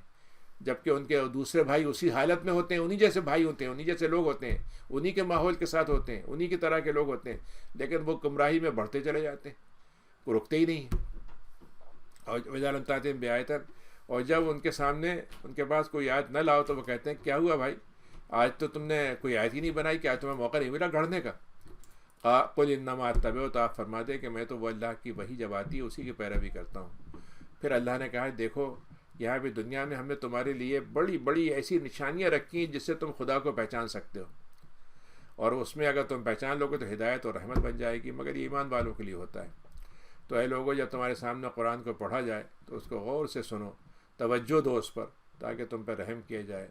اور اپنے رب کی اے نبی آپ بھی اور دوسرے لوگ بھی اندر پکاریں اللہ کو گڑ گڑا کر عاجزی کے ساتھ اور خاموشی سے، اور اگر زور سے ہو تو ہلکے زور سے، بہت چیخ پکار کر کے نہ پکاریں، اور صبح اور شام اور غافلوں میں سے نہ ہو جائیں۔ اور اللہ کے پاس ایسے فرشتے ہیں جن کو اللہ کی عبادت کرنے میں کوئی تکبر نہیں ان کو نہیں لگتا، اور وہ عاجزی کے ساتھ تکبر کرتے ہیں، تسبیح اللہ کی بیان کرتے ہیں اور اس کے لیے سجدہ بھی کرتے ہیں۔ یہاں پر آیت سجدہ ہے، چونکہ ہم نے قرآن کی آیت تو نہیں پڑھی ہے تو اگر آپ سجدہ کرنا چاہیں تو کر لیجیے گا، لیکن چونکہ ہم نے پڑھا نہیں ہے تو اس لیے سجدہ اس میں ضروری نہیں ہے۔ یہ سورہ انفال ہے۔ انفال جو ہے نفل کی جمع ہے، نفل کہتے ہیں سم تھنگ سرپلس اور سم تھنگ بونس۔ تو یہاں پر مطلب یہ تھا کہ میدان جنگ میں جو مال غنیمت ملتا تھا اس کو لوگ سمجھتے تھے کہ یہ ہماری اپنی ملکیت ہے، ہم نے لڑا ہے، خون بہایا تو ہمارا حق ہے اور ہم اس کے لینے کے حقدار ہیں۔ تو جب بدر کی لڑائی ہوئی اور مال غنیمت ملا تو لوگ لوٹ پڑے اور لوٹنا شروع کر دیا۔ تو اللہ تعالیٰ نے اس موقع پر یہ قرآن کی آیتیں اتری سورہ بدر کے موقع پر کہ یہ انفال ہے۔ انفال کا مطلب یہ تمہارا حق ہے ہی نہیں، یہ تو ٹھیک ہے ہم تمہیں دے دیں گے لیکن تمہارے حق کے طور پر نہیں بلکہ ہمارے انعام کے طور پر ہے، تو تم اس کے مطالبے میں اور اس کی لڑنے کی تمہیں ضرورت نہیں ہے۔ اے نبی آپ سے یہ پوچھتے ہیں کہ مال غنیمت کا کیا حکم ہے، تو آپ ان سے فرما دیں کہ یہ انفال تو اللہ اس کے رسول کا حق ہے، اور تمہارا کام تو یہ ہے کہ تم اللہ تقوی اختیار کرو، اپنے معاملات ٹھیک رکھو، اللہ اس کے رسول کی اطاعت کرو اگر تم مومن ہو۔ اور مومنین کے پہچان اللہ نے بیان کی کہ وہ لوگ ہیں جن کا اللہ کے سامنے جب ذکر ہوتا ہے تو ان کے دلوں میں ایک دم ایک عجیب سی لرزش پیدا ہوتی ہے، جب اس کی آیتیں پڑھتی چلے جاتی ہیں، پڑھتے جاتے ہیں تو ان میں ایک نرمی پیدا ہوتی ہے، ایمان ان کا بڑھتا جاتا ہے اور اپنے رب پہ وہ توکل کرتے ہیں، نمازیں قائم کرتے ہیں، زکوٰۃ دیتے ہیں، جو کچھ اللہ نے دیا اس میں سے خرچ کرتے ہیں۔ چوتھی آیتیں یہ ہیں وہ سچ معنوں میں جنہوں نے حق ادا کر دیا مومن ہونے کا۔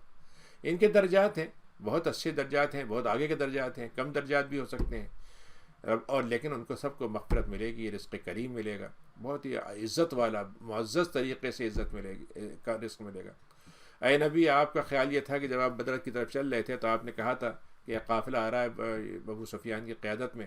تو اگر موقع ملا تو ہم اس کا تھوڑا سا لشکر اس کے ساتھ ہوگا، 2-4 لوگ ہوں گے سیکورٹی کے، ہم اس کو اس سے مال مل جائے گا، اور وہ لے کے آئے تھے کہ اس پیسے کو مسلمانوں کے خلاف استعمال کریں گے۔ لیکن ہوا یہ ہے کہ وہ قافلہ تو بچ کے نکل گیا، لیکن مکے کے لوگوں کو ابو سفیان نے کہلا بھیجا تھا کہ بھئی حملہ کرنے آ رہے ہیں لوگ، تو مکے کے لوگ تیار ہو کے نکلے 1000 آدمی۔ تو مسلمانوں کو یہ بھی خبر ہو گئی تھی کہ مکے کے لوگ نکل چکے ہیں، تو جب آپ نے کہا کہ بھئی اللہ تعالیٰ نے تم سے وعدہ کیا کہ تم میں سے 2 میں سے کوئی ایک چیز ضرور ملے گی، تو قافلہ مل جائے گا، یا تمہیں لشکر مل جائے گا. تو تمہاری تمنا کیا تھی کہ وہ ہلکا والا مل جائے. تو اے نبی ہم نے آپ کو جب مدینے سے نکالا تھا, آپ کے گھر سے نکالا تھا, یعنی ہم نکال کے لائے تھے, آپ نے نہیں فیصلہ کیا تھا, ہم نے کیا تھا. ایک مومنین کا ایک گروہ تھا جو نہیں چاہتا تھا کہ وہ میدان جنگ میں پہنچ کے اتنی لمبی طاقت کے والوں کے ساتھ ہمارا مقابلہ ہو. تو آپ سے کچھ بحث کر رہے تھے کہ ایسا نہیں ہو سکتا کہ ہم تھوڑا سا رک جائیں, تھوڑا سا انتظار کر لیں اور تھوڑا سا یہیں پہ مدینے میں بیٹھے رہیں. تو آپ سے بحث کر رہے تھے. بحث کا مطلب الجھنے کا نہیں تھا, بلکہ یہ تھا ان کے ذہن میں یہ تھا کاش یہ بات ٹل جائے, جبکہ ان کو یہ معلوم ہو گیا تھا کہ یہ بات تو ہونا ہی ہونا ہے. تو ان کو ایسا لگ رہا تھا کہ اب تو ہماری موت آ ہی گئی ہے نا, اب تو ہم مرنے ہی جا رہے ہیں وہاں پر, اور بالکل سامنے موت دیکھ رہے ہیں. لیکن اللہ تعالیٰ نے ان سے وعدہ کیا تھا کہ تمہیں 2 گروہ میں سے ایک گروہ میں ضرور دوں گا, یعنی دونوں میں سے ایک سے مال غنیمت ملے گا, ایک سے فتح ملے گی. دونوں میں سے میں نے وعدہ کر لیا تھا, دونوں میں سے ایک طے ہے. لیکن تمہارا خیال یہ تھا کہ وہ گروہ جس کے ساتھ بہت بڑی طاقت نہیں ہے, یعنی جس کے ساتھ بہت لیس نہیں ہے فوج سے, اسلحے سے, وہ مل جائے تمہیں, یعنی وہ قافلہ یہ تکون لکم. لیکن اللہ تعالیٰ کو یہ تمہیں دولت دینا مقصود نہیں تھی. اللہ تعالیٰ یہ چاہتا تھا کہ حق بن کر سامنے آ جائے اور باطل کی جڑیں کاٹ دی جائیں, کافروں کی جڑیں کاٹ دی جائیں. لِيُحِقَّ الْحَقَّ, اللہ تعالیٰ تو چاہتا ہے کہ مسلمانوں کو جو اس وقت ہر جگہ بھی جہاں معاملہ ہو رہا ہے, یہ سب کیوں ہو رہا ہے, وہ صرف یہ ہے کہ اللہ تعالیٰ بتا چاہتا ہے کہ حق ہے, باطل ہے, اور جو حق والے ہیں وہ ثابت ہو جائے کہ وہ صرف حق کے لیے جڑے ہوئے ہیں, حق کی خاطر وہ قربانی دینے کو تیار ہیں. اور باطل کتنا ہی اچھا لگے وہ بہت دن تک چلنے والا نہیں ہے. تو ہم نے کہا ہم چاہتے ہیں 8ویں آیت میں کہ حق بن کے آ جائے اور باطل بن کر سامنے آ جائے, چاہے مجرموں کو یہ ناپسند آتا ہو. اس تستغیثون ربکم, بہرحال تم وہاں بدر میں پہنچ گئے اور تم نے قافلہ بھی اپنا ڈال دیا, اب اپنی صفیں بھی کرا دی, لیکن تم اللہ تعالیٰ سے اس وقت بڑی فریاد کر رہے تھے, اللہ میاں ہمارے لیے آسان کر دی, ہمارے لیے آسان. تو ہم نے تم کو اس وقت بشارت دی کہ 1000 تمہارے پاس سجے ہوئے, ایک کے پیچھے ایک فرشتوں کی ایک ہم تعداد بھیج رہے ہیں جو ایک قافلے کی شکل میں آئیں گے تمہارے پاس. ہم نے تمہیں اس سے اس لیے بھیجا تاکہ تمہارے اندر کچھ بشارت پیدا ہو جائے, دل تمہارے جم جائے. اللہ تعالیٰ کی مدد تو وہ ہے جو اللہ تعالیٰ جہاں سے کرنا چاہے کر سکتا ہے. اللہ تعالیٰ بہت عزیز اور حکیم ہے. اذ غشیکم الناس 11ویں آیت ہے کہ پھر ہم نے کیا کیا کہ رات میں تمہیں بڑی گہری نیند آ گئی, کیا خوف کا عالم, موت سامنے دکھ رہی ہے اور اب لگ رہا ہے کہ اب مارے گئے, اب حملہ ہوا. لیکن اللہ نے ایک دم اچانک تم پر ایک نیند طاری کر دی. اس سے کیا ہوا, تمہارے اندر ایک عجیب قسم کا سکون پیدا ہو گیا. پھر ہم نے کیا کیا, بارش کر دی اوپر سے, تو جو سفر کی وجہ سے غبار بالوں پر کپڑوں پہ تھا وہ سب دھل گیا اور اس سے ہلکا پن ہو گیا. تو ہم نے جو شیطان تمہیں اس طریقے کی بندشوں میں, پلیدی میں, ناپاکی میں ڈال سکتا تھا, اس کے سارے اسباب ہم نے ہٹا دیے اور ہم نے تمہارے دلوں کو جوڑ دیا, تمہارے قدموں کو جما دیا. پھر اس کے بعد ہم نے کیا کیا, فرشتوں کو وحی کی 12ویں آیت میں کہ میں تمہارے ساتھ ہوں, انی معکم, اے لوگو اے فرشتوں میں تمہارے ساتھ ہوں, تو تم جلد چلے جاؤ مومنین کے پاس اور ان کو جما کے رکھو. اور اب میں کیا کروں گا, ایک اور کام کروں گا, کافروں کے دل میں ایسا روب ڈال دوں گا, تم سے لڑنے میں ان کو ہمت ہی نہیں ہوگی, اور تمہیں جب موقع ملے تو ان کو گردن پہ وار کرنا اور ان کی انگلیوں پہ اور ان کے جو حصے ہیں جسم پہ وار کرنا. کیوں یہ سزا ہم ان کو دے رہے ہیں تمہارے ذریعے سے؟ کیونکہ انہوں نے اللہ اس کے رسول سے جنگ کی, اللہ اس کے رسول سے انہوں نے کھینچا تانی کی, اس سے چیلنج کیا اللہ اس کے رسول کو. اور جو اللہ اس کے رسول کو چیلنج کرتا ہے تو پھر اللہ تعالیٰ کا عذاب بڑا سخت ہوتا ہے. 13ویں آیت ہے کہ یہ ہے وہ چیز جس کا ہم نے تم سے کہا تھا, اب تم اس کو چکھ لو, اب تو تمہارے سامنے آ گئی. باقی ایک عذاب جہنم ہے, وہ تو آنے والا ہے. یا ایھا الذین آمنوا, اب مسلمانوں کو اللہ تعالیٰ مخاطب کرے کہتا ہے کہ ایمان والو, جب تمہارا دشمنوں سے مقابلہ ہو جائے اور تمہیں وہاں پر میدان جنگ میں ایک قافلہ در قافلہ تمہیں جانا پڑ جائے, تو دیکھو پیچھے مت پلٹنا, پلٹ کے بھاگنا نہیں. ومن یولہم, اور جو پیچھے پلٹ کے بھاگے گا سوائے اس کے کہ اس کو اپنے لڑائی کی کوئی ٹیکٹک کے طور پر بھاگے, یا اس کا ایک گروہ ہے جہاں جا کے اس سے مدد لینا ہوگی, اس کے لیے اس کے پاس جا کے جمع ہو جائے اور پھر واپس حملہ کرے, تو اگر اس نے کسی اور وجہ سے بھاگا تو پھر اللہ کے غضب میں وہ بھی آ جائے گا, جہنم اس کا ٹھکانہ ہوگا, بہت برا ٹھکانہ ہے. فلم تقتلوا, اب یہاں اللہ نے عجیب بات کہی اس آیت میں کہ دیکھو اے لوگو, تم نے جو قتل کر رہے تھے نا, تو تم نے قتل نہیں کیا, یہ تو اللہ تعالیٰ کا, یعنی تم نشانہ لگا رہے تھے لیکن اللہ نے اس نشانے کو صحیح کر دیا, یہ تھا اللہ کا کام. اور اے نبی, آپ نے مٹی کے ذرات کنکریاں ہاتھ میں لے کے پھینکی تھیں ہوا میں, تو آپ نے تو پھینک دی تھیں, لیکن ہم نے وہ کنکریاں ہر اس آدمی کو لگا دیں جس کو قتل ہونا تھا. ولکن اللہ رحمہ, اللہ ہی ہے جس نے پھینکا تھا. اور اللہ تعالیٰ تو دیکھنا چاہتا تھا کہ مسلمان جو ہیں اس آزمائش میں کتنے اچھے گزرتے ہیں, کتنے پورے اترتے ہیں. اللہ تعالیٰ بہت جاننے والا ہے. اور اللہ تعالیٰ کافروں کی جتنی بھی سازشیں ہیں ان سب کے بندھن کمزور کرنے والا ہے, ان کی جتنی سازشیں ہیں وہ بیکار پھسپھسی بنانے والا ہے. 19ویں آیت ہے کہ انتستفتحوا، جب وہ کعبے سے دعا کر کے نکلے تھے قریش کے لوگ کہ اللہ میاں جو ہم میں سے حق پر ہو اس کو فتح دیجیے گا، تو اللہ نے کہا تم فتح کی دعا مانگ رہے تھے، دیکھو فتح مل گئی، اب تمہیں معلوم ہوگا فتح کس کو ملی ہے، تب تو تم مان لو گے حق کس کے پاس ہے۔ اب بھی تم اگر رک جاتے ہو تو ٹھیک ہے، تمہارے لیے یہ اچھی بات ہوگی، اگر تم ہمارے نبی کے خلاف جنگیں کرنا چھوڑ دو اور اپنے روش سے باز آ جاؤ تو ابھی تمہارے لیے خیر کا راستہ موجود ہے۔ لیکن اگر تم پھر واپس پلٹ کر آئے تو یہ بات یاد رکھو کہ تم پلٹ کے جب آؤ گے تو ہم بھی پلٹ کر آئیں گے، یعنی کہ تم ہم کو چیلنج کرو گے اور ہم کو چیلنج کرو گے تو تمہیں معلوم ہے کیا ہوتا ہے، پھر تمہارا اللہ کے مقابلے میں کوئی گروہ کام نہیں آ سکتا ہے، چاہے وہ کتنا ہی بڑا تعداد میں ہو۔ اللہ تعالیٰ تو مومنین کے ساتھ ہے، اے ایمان والو۔ لیکن یاد رکھو یہ جنگ جو ہے صرف یہیں ختم نہیں ہو گئی کہ میدان جنگ میں فتح ہو گئی بات ختم ہو گئی، نہیں، اصل آزمائش تو اب شروع ہو رہی ہے فتح کے بعد کہ اے ایمان والو اللہ اس کے رسول کی اطاعت میں لگے رہو اور دیکھو ان کے منہ پھیر کے مت نکل جاؤ ان سے، حالانکہ تم نے اس کو سن لیا ہے لیکن تم ایسے لگا جیسے سنے ہی نہیں، اور تم ایسے لوگوں کی طرح مت ہو جانا جنہوں نے سنا تھا اور پھر نہ سنا، انسنے ہو گئے۔ ان شر الدواب، اللہ کے یہاں وہ جانور بدترین جانور ہے جو گونگا بہرا ہو اور اس کو عقل بھی نہ ہو۔ ولو علم اللہ فیہم خیرن، 23ویں آیت ہے، اللہ تعالیٰ کہتا ہے کہ یہ کافروں کو اگر اللہ تعالیٰ کو معلوم ہوتا کہ اس کے اندر خیر ہے تو ان کو بھی ضرور سنا دیتا وہ۔ ہمیں معلوم ہے جب وہ سنتے ہیں تو کیا کرتے ہیں، منہ پھیر کے نکل جاتے ہیں۔ یا ایھا الذین آمنوا استجیبوا، لیکن اے ایمان والو تمہارا کام کیا ہونا چاہیے، تم اللہ اس کے رسول کی پکار کو لبیک کہو، کیونکہ اس کی پکار میں تمہاری اصل زندگی ہے، تمہاری وہ زندگی جو ہمیشہ کی ہے اسی میں ہے، یہاں کی زندگی اصل زندگی نہیں ہے۔ وَاعْلَمُوا، اور یہ بات یاد رکھو کہ تم دنیا کے بڑے بڑے منصوبے بنا دو، بڑے تمہارے مطلبی پلاننگ ہوں، بڑی تمہاری 10 سال 20 سال 50 سال کی پلاننگ ہوں، لیکن اگر ہم تمہارے طے کر لیں کہ تمہارا منصوبہ چلنے نہیں دیں گے، تمہارے دلوں کو ہم پھیر دیں گے، یعنی تمہارا منصوبہ خود ہی تم فیل کر دو گے۔ یحول بین المرء وقلب، انسان اور دل کے بیچ میں اللہ تعالیٰ حائل ہو سکتا ہے اور تمہیں اس طرح لوٹ کے جانا ہے۔ 28ویں آیت میں اللہ نے کہا دیکھو اس بات کو یاد رکھو کہ فتنہ جو ہوتا ہے بہت بری چیز ہے، اور فتنہ پیدا کرنے والا تو 1-2 لوگ ہوتے ہیں، لیکن فتنے کی خرابی یہ ہے کہ اگر فتنوں کو روکنے والے نہ کھڑے ہوں تو پھر فتنہ سب کو پکڑ لیتا ہے، سب کو پہنچ جاتا ہے۔ تو ڈرو اس فتنے سے جو صرف ظلم کرنے والے اس کے بنانے والوں تک نہیں پہنچتا بلکہ دوسروں تک بھی چلا جاتا ہے۔ وَاذْكُرُوا، اے لوگوں، مکے کے لوگوں، تم جب نکلے تھے مکے سے کتنی تعداد تھی تمہاری، لیکن مدینہ میں تعداد تمہاری ماننے والوں کتنی بڑھ گئی، ابھی اور بھی بڑھے گی، لیکن یاد رکھو کہ تم مکے میں سے کتنے کمزور تھے، کوئی تمہیں پوچھتا نہیں تھا، تمہاری کوئی فکر ہی نہیں کرتا تھا، بھلے تمہیں پرواہ ہی نہیں کرتا تمہاری، اور تمہیں تو یہ لگا رہتا تھا کب تمہیں کوئی اچک کے لے جائے اور تمہاری جان لے لے، مال لے لے، سب چھین لے، تم سے چھین لے۔ لیکن دیکھو تم اللہ نے پناہ دے دی، تمہیں نصرت سے نواز دیا، مدینے میں تمہارے انصار پیدا کرا دیے تمہارے لیے، اور تمہیں بہترین رزق سے نوازا ہے، اب تو شکر گزار بندے بن جاؤ۔ اے ایمان والو اس بات کا خیال رکھو کہ اللہ اس کے رسول سے خیانت مت کرنا۔ وَتَخُونُوا أَمَانَاتِكُمْ، اگر تم ایسا کرو گے تو تمہاری اپنے ہی جو تم نے امانت تم نے اپنے ذمہ لی اس سے تم خیانت کرو گے، تم نے امانت داری کا عہد کیا ہے اور تمہیں معلوم ہے۔ دیکھو یاد رکھو مال و دولت تمہارے لیے فتنہ ہے، تمہارے لیے فتنہ ہے، تمہارا مال بھی تمہاری اولاد بھی فتنہ ہے۔ تو فتنے کا مطلب کیا ہے، یعنی اگر ہم اس مال اولاد کے چکر میں اپنے اصل مشن سے غافل ہو جائیں، اپنا اصل کام چھوڑ دیں تو یہ اولاد فتنہ ہو جائے گی، لیکن ہم اپنے مشن میں لگے رہیں تو یہ اولاد جو ہے وہ بھی کام آئے گی ہمارے، اور مال بھی ہمارے کام آئے گا، تو وہ کامیابی کا ذریعہ بن جائے گا۔ اللہ کے پاس بہت بڑا اجر ہے تمہارے لیے۔ اے ایمان والو اللہ سے ڈرتے رہو، اگر تم تقوی اختیار کرو گے تو جو فرقان قرآن کے اندر ہم نے رکھا ہے حق و باطل میں پہچان کا، ہم تمہارے اندر یہ پہچان پیدا کر دیں گے کہ تم اتنی صلاحیت تمہارے اندر ہو جائے گی کہ کافر اور کفر 1000 شکل میں آئے تم اس کو پہچان لو گے، اور ہمیشہ تم حق کی طرف جاؤ گے، تمہاری گناہوں کو معاف کر دے گا، مغفرت کر دے گا، بہت فضل والا ہے اللہ تعالیٰ۔ وَإِذْ يَمْكُرُ بِكَ، اے نبی آپ کو معلوم ہے آپ کے ساتھ کیا کیا سازشیں ہو رہی تھیں، کفر کرنے والوں نے کیا کی تھی، مکے میں ایک اجتماع کیا تھا اور منصوبے بنائے تھے کہ بھائی ان کو گرفتار کر لیں، ان کو قتل کر دیں، ان کو باہر نکال دیں، بہت سے منصوبے آئے، تو اس میں یہ تھا کہ قید کر کے ڈال دیں، تو شیطان ان کے ساتھ آ گیا تھا اور شیطان نے کہا قید کر کے ڈال دو گے تو اس کے جو چاہنے والے نکال لے جائیں گے،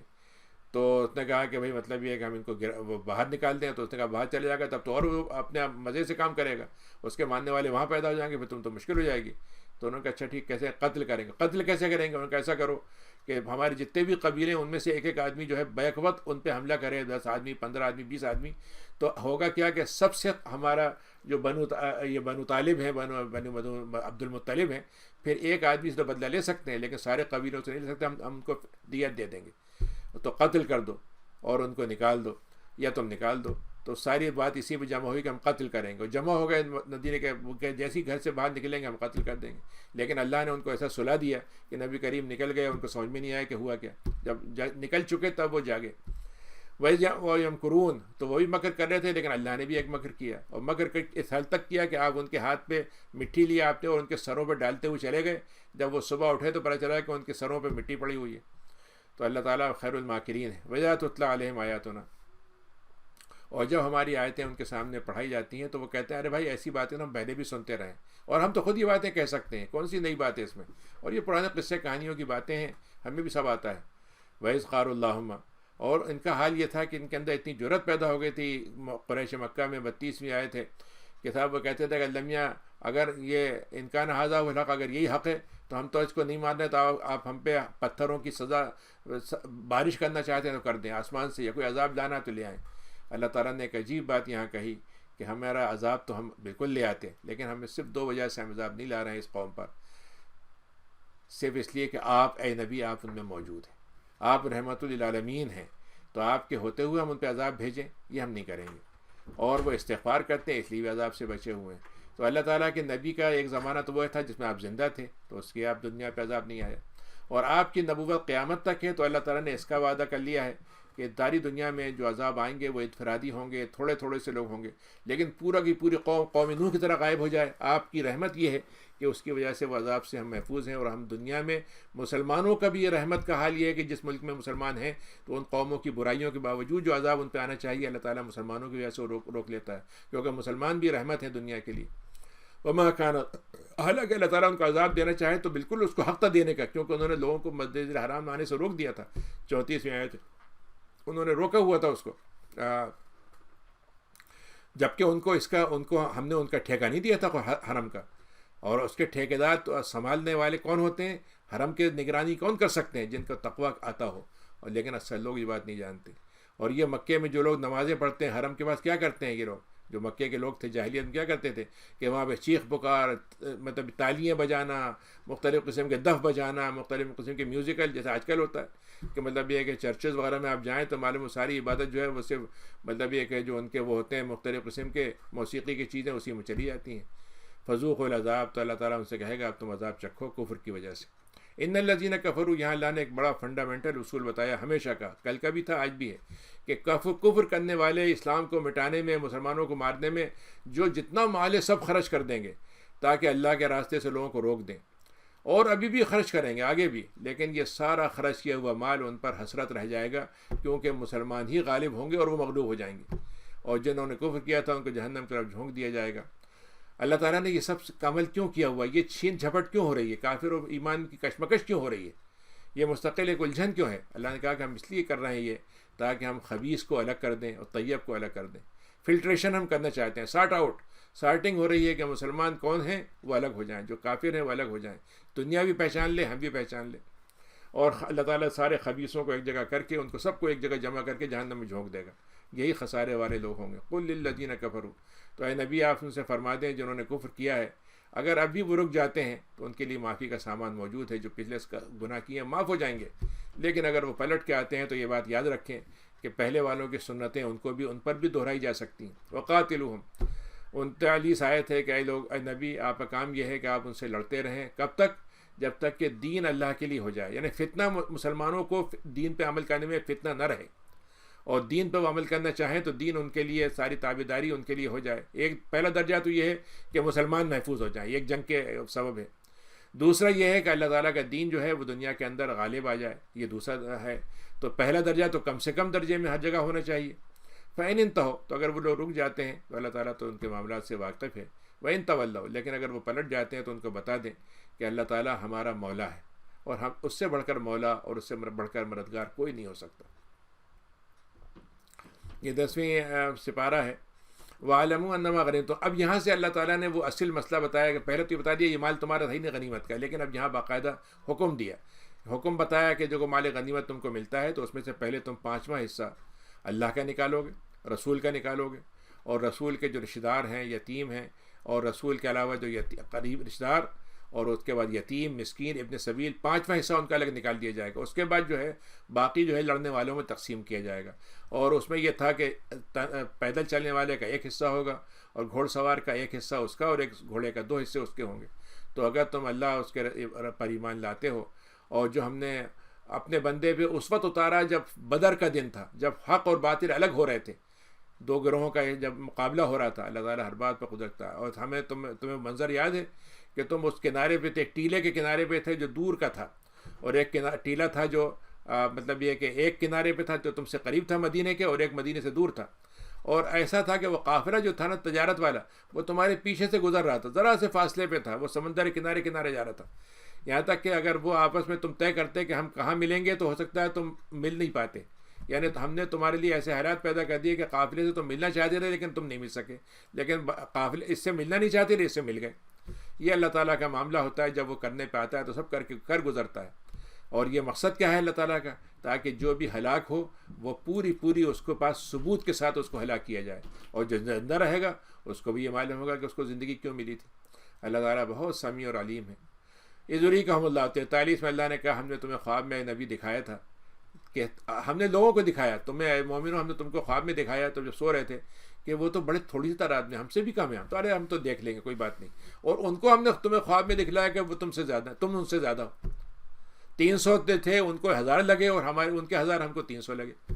اگر ہم تم کو زیادہ دکھا دیتے خواب میں تو تمہاری ہمت ٹوٹ جاتی، اور تم پھر آپس میں اور نبی سے بحث کرنے لگتے ہو. بحث کے نتیجے میں تمہیں مطلب یہ کہ اور تمہارے ساتھ اللہ تعالیٰ کا معاملہ خراب ہوتا. لیکن اللہ نے تمہیں بچا لیا.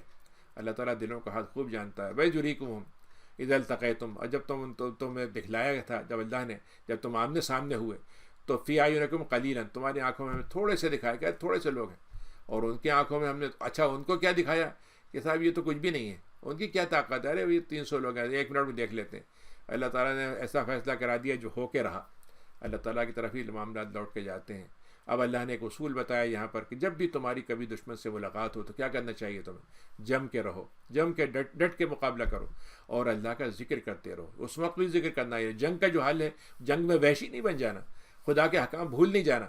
اور کسی چیز کی مطلب یہ انسانیت کی مطلب یہ کہ بالکل وہاں پہ بے عزتی نہیں کرنا، بلکہ اللہ کے ذکر کے ساتھ اللہ کے احکام کے مطابق قتل کرنا ہے. دشمن ہے تو اس کو اگر زخمی ہو گیا تو اس کو مارنا نہیں ہے. اگر عورتیں ہیں تو ان کو نہیں کرنا ہے، بوڑھے ہیں تو ان کو نہیں مارنا، دیندار ہیں تو ان کو نہیں مارنا. وہ آتی اللہ و رسول. دیکھو اللہ اس کے رسول کی اطاعت کرتے رہنا. دیکھو تم بحث کر آپس میں الجھ مت جانا. اگر تم الجھ گئے آپس میں ایک دوسرے کے گروہ میں، گروہ بندیوں میں تقسیم ہو گئے تو تم پھر ناکام ہو جاؤ گے، چاہے تم دنیا کی سب سے بڑی طاقت ہو، اور تمہاری ہوا اکھڑ جائے گی. دیکھو صبر کے ساتھ رہو. اللہ تعالیٰ صبر کرنے والوں کو پسند کرتا ہے. 47ویں آیت ہے کہ دیکھو تم مکے والوں کی طرح مت ہونا جو بڑے اکڑتے ہوئے نکلے تھے. گانے والے ان کے ساتھ تھے، گانے والیاں ان کے ساتھ تھیں، شراب ان کے ساتھ تھی، اور وہ نکل کے کہتے ہوئے نکلے تھے قبیلوں سے، قافلوں سے کہ اب ہم آج دکھائیں گے کہ ہم کیا چیز ہیں. تو وہ اکڑتے ہوئے نکل رہے تھے، لوگوں کے سامنے شو آف کرتے ہوئے جا رہے تھے، اور اللہ کا راستہ روکنے کے لیے نکلے تھے. اللہ تعالیٰ ان کے اعمال کو خوب گھیرے میں رکھا ہوا ہے. اور شیطان نے اور ان کو بڑھا دیا تھا، سجا دیا تھا ان کو. کہا تو پرواہ مت کرو، آج تو تمہارے ساتھ کوئی مطلب جیتنے والا تمہارے مقابلے میں ہے ہی نہیں، اور میں تمہارے ساتھ لگا ہوا ہوں. لیکن جب اس نے دونوں گروہوں کو دیکھا اور اللہ کی مدد اس نے اترتے ہوئے دیکھی فرشتوں کی شکل میں، تو وہ ایڑیے کے بل پیچھے پلٹ گیا. اس نے کہا بھائی میں تم سے برات کا اظہار کرتا ہوں، میں وہ دیکھ رہا ہوں جو تم نہیں دیکھ رہے، میں اللہ سے ڈرتا ہوں. اب آپ دیکھیے شیطان بھی اللہ سے ڈرتا ہے، لیکن ڈرنے کے بعد اللہ تعالیٰ سے توبہ نہیں کرتا، شدید العقاب ہے. وَإِذْ يَقُولُ الْمُنَافِقُونَ. مدینے میں جو لوگ بیٹھے ہوئے تھے وہ سمجھ رہے تھے کہ 300 لوگ گئے ہیں تو اب تو یہ واپس آئیں گے ہی نہیں، ختم ہو جائے گا ان کا معاملہ. تو منافقین جو وہاں بیٹھے ہوئے تھے، جن کے دلوں میں مرض تھا، نفرت کا، نفاق کا، شک کا، انہوں نے کہا بھائی یہ تو پتہ نہیں ان کو دین میں کیا، ان کو سمجھ نہیں آ رہا ہے کہ دین کی وجہ سے پتہ نہیں دنیا فتح کر لیں گے. یہ 2-4 مطلب جملے انہوں نے کیا سیکھ لیے قرآن کے، دنیا فتح کر لیں گے. اللہ تعالیٰ پہ جو توکل کرتا ہے تو اللہ تعالیٰ بہت عزت دینے والا، بہت حکمت والا ہے. ولو ترى، اے نبی آپ نے دیکھا ہوگا، اور ہم آپ کے ذریعے دوسروں کو بتاتے ہیں کہ جب وہ کافروں کو فرشتے ہمارے مار رہے تھے، ان کے چہروں پہ مارتے تھے، ان کے پیٹھوں پہ مارتے تھے، اور ان سے کہتے تھے ابھی تو آگے کا عذاب ایک جلنے کا اور باقی ہے.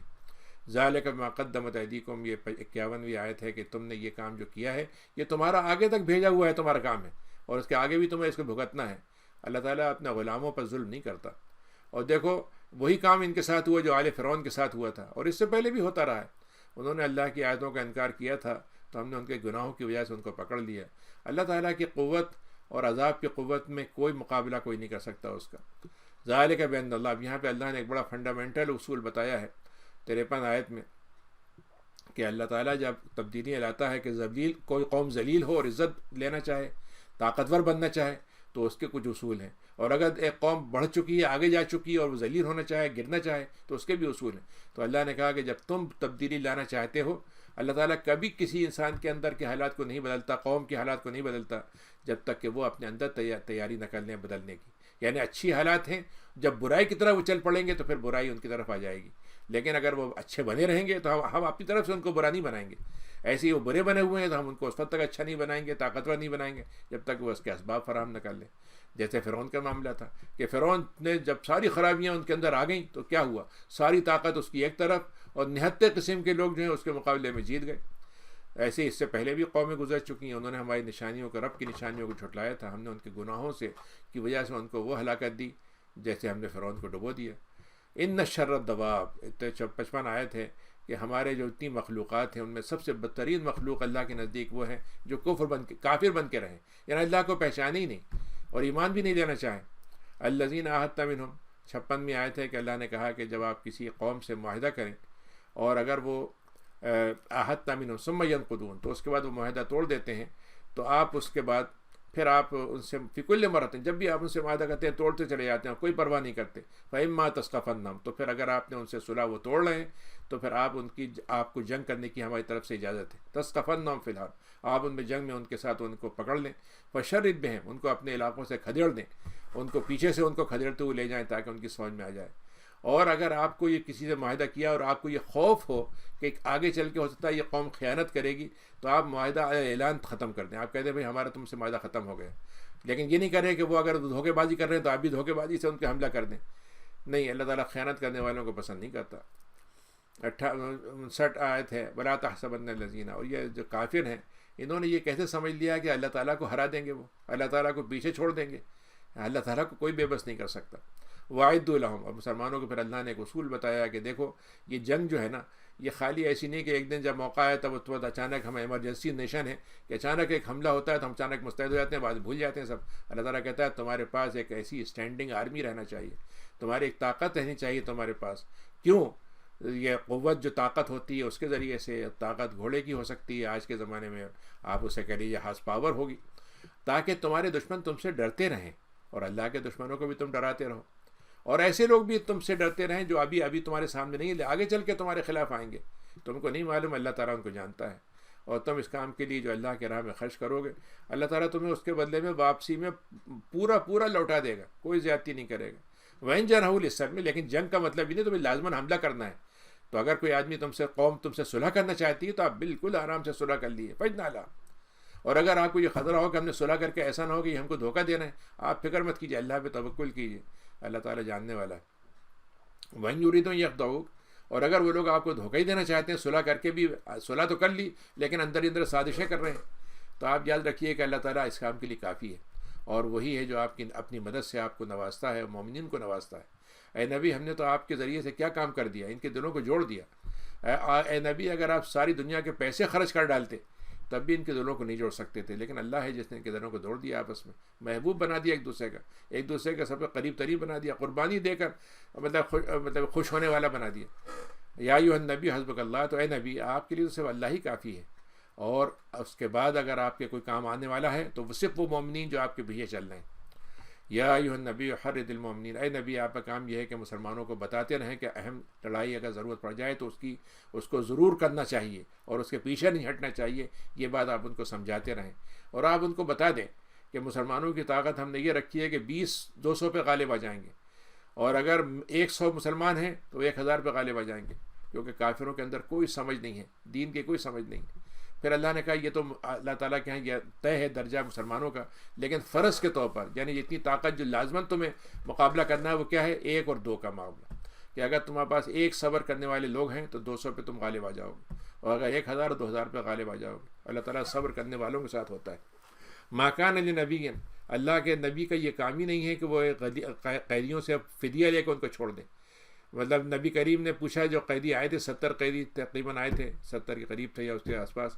کہ ان کا کیا کیا جائے. تو حضرت ابوبکر نے کہا کہ ان کو فدیہ دے کے چھوڑ دیں، شاید بعد میں مسلمان ہو جائیں. حضرت عمر نے کہا کہ نہیں، یا کل جا کے پھر آپ سے لڑیں گے، ان کو قتل کر دیجیے. تو آپ نے ابوبکر کی رائے لے لی. تو اللہ تعالیٰ نے کہا کہ نہیں، یہ آپ کا کام نہیں تھا، آپ کو نہیں کرنا چاہیے تھا یہ کام. آپ کا کام تو یہ تھا کہ کافروں کی کمر توڑ دیتے.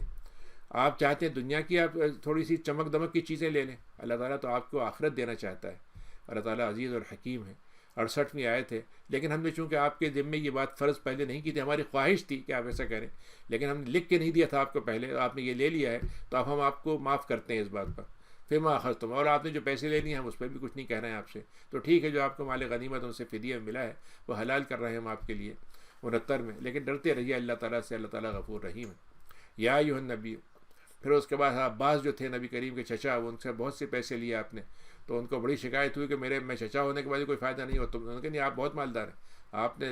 کیا، آپ کو دینا پڑے گا. تو اللہ تعالیٰ نے ان کو بھی سمجھانے کے لیے کہا کہ اے لوگوں جو تم نبی کے قید میں آئے ہو،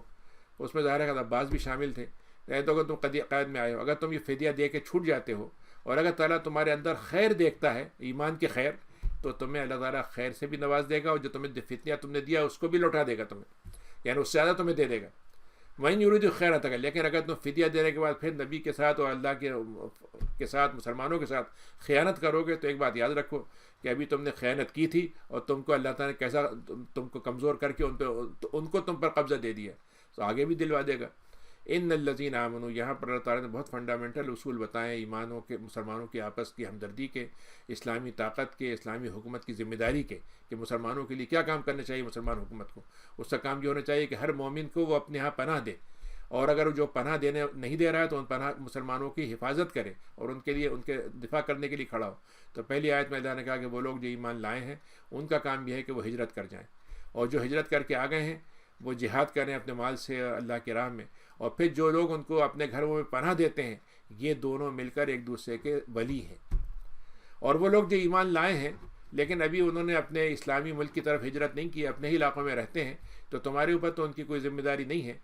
جب تک کہ وہ ہجرت نہ کر جائیں. لیکن اگر دین میں ان کے اوپر کوئی ظلم ٹوٹ رہا ہے، کوئی ان پہ مسلمانوں پہ آفت آئی ہوئی ہے، تو اگر وہ تم سے مدد مانگے تمہیں ضرور مدد کرنی چاہیے. ہاں، اگر تمہارے ساتھ اس قوم کا معاہدہ ہے جہاں پہ مسلمان رہتے ہیں تو معاہدے کی تم پابندی کرو گے، لیکن ان پہ پریشر ضرور ڈالو گے کہ مسلمانوں کے ساتھ وہ اچھا معاملہ کریں، ورنہ ہم تم سے معاہدہ توڑ دیں گے. اللہ تعالیٰ جو ہے خوب آگاہ ان باتوں سے. والذین کفروا، اللہ نے پھر اس بات کہا کہ جو کافر ہوتے ہیں، کتنے ہی کافر ہوں، سارے کافروں کی شکلیں ہو سکتی ہیں الگ الگ، کوئی چھوٹا کافر کوئی بڑا کافر، لیکن سب ہے ایک دوسرے کے ساتھی.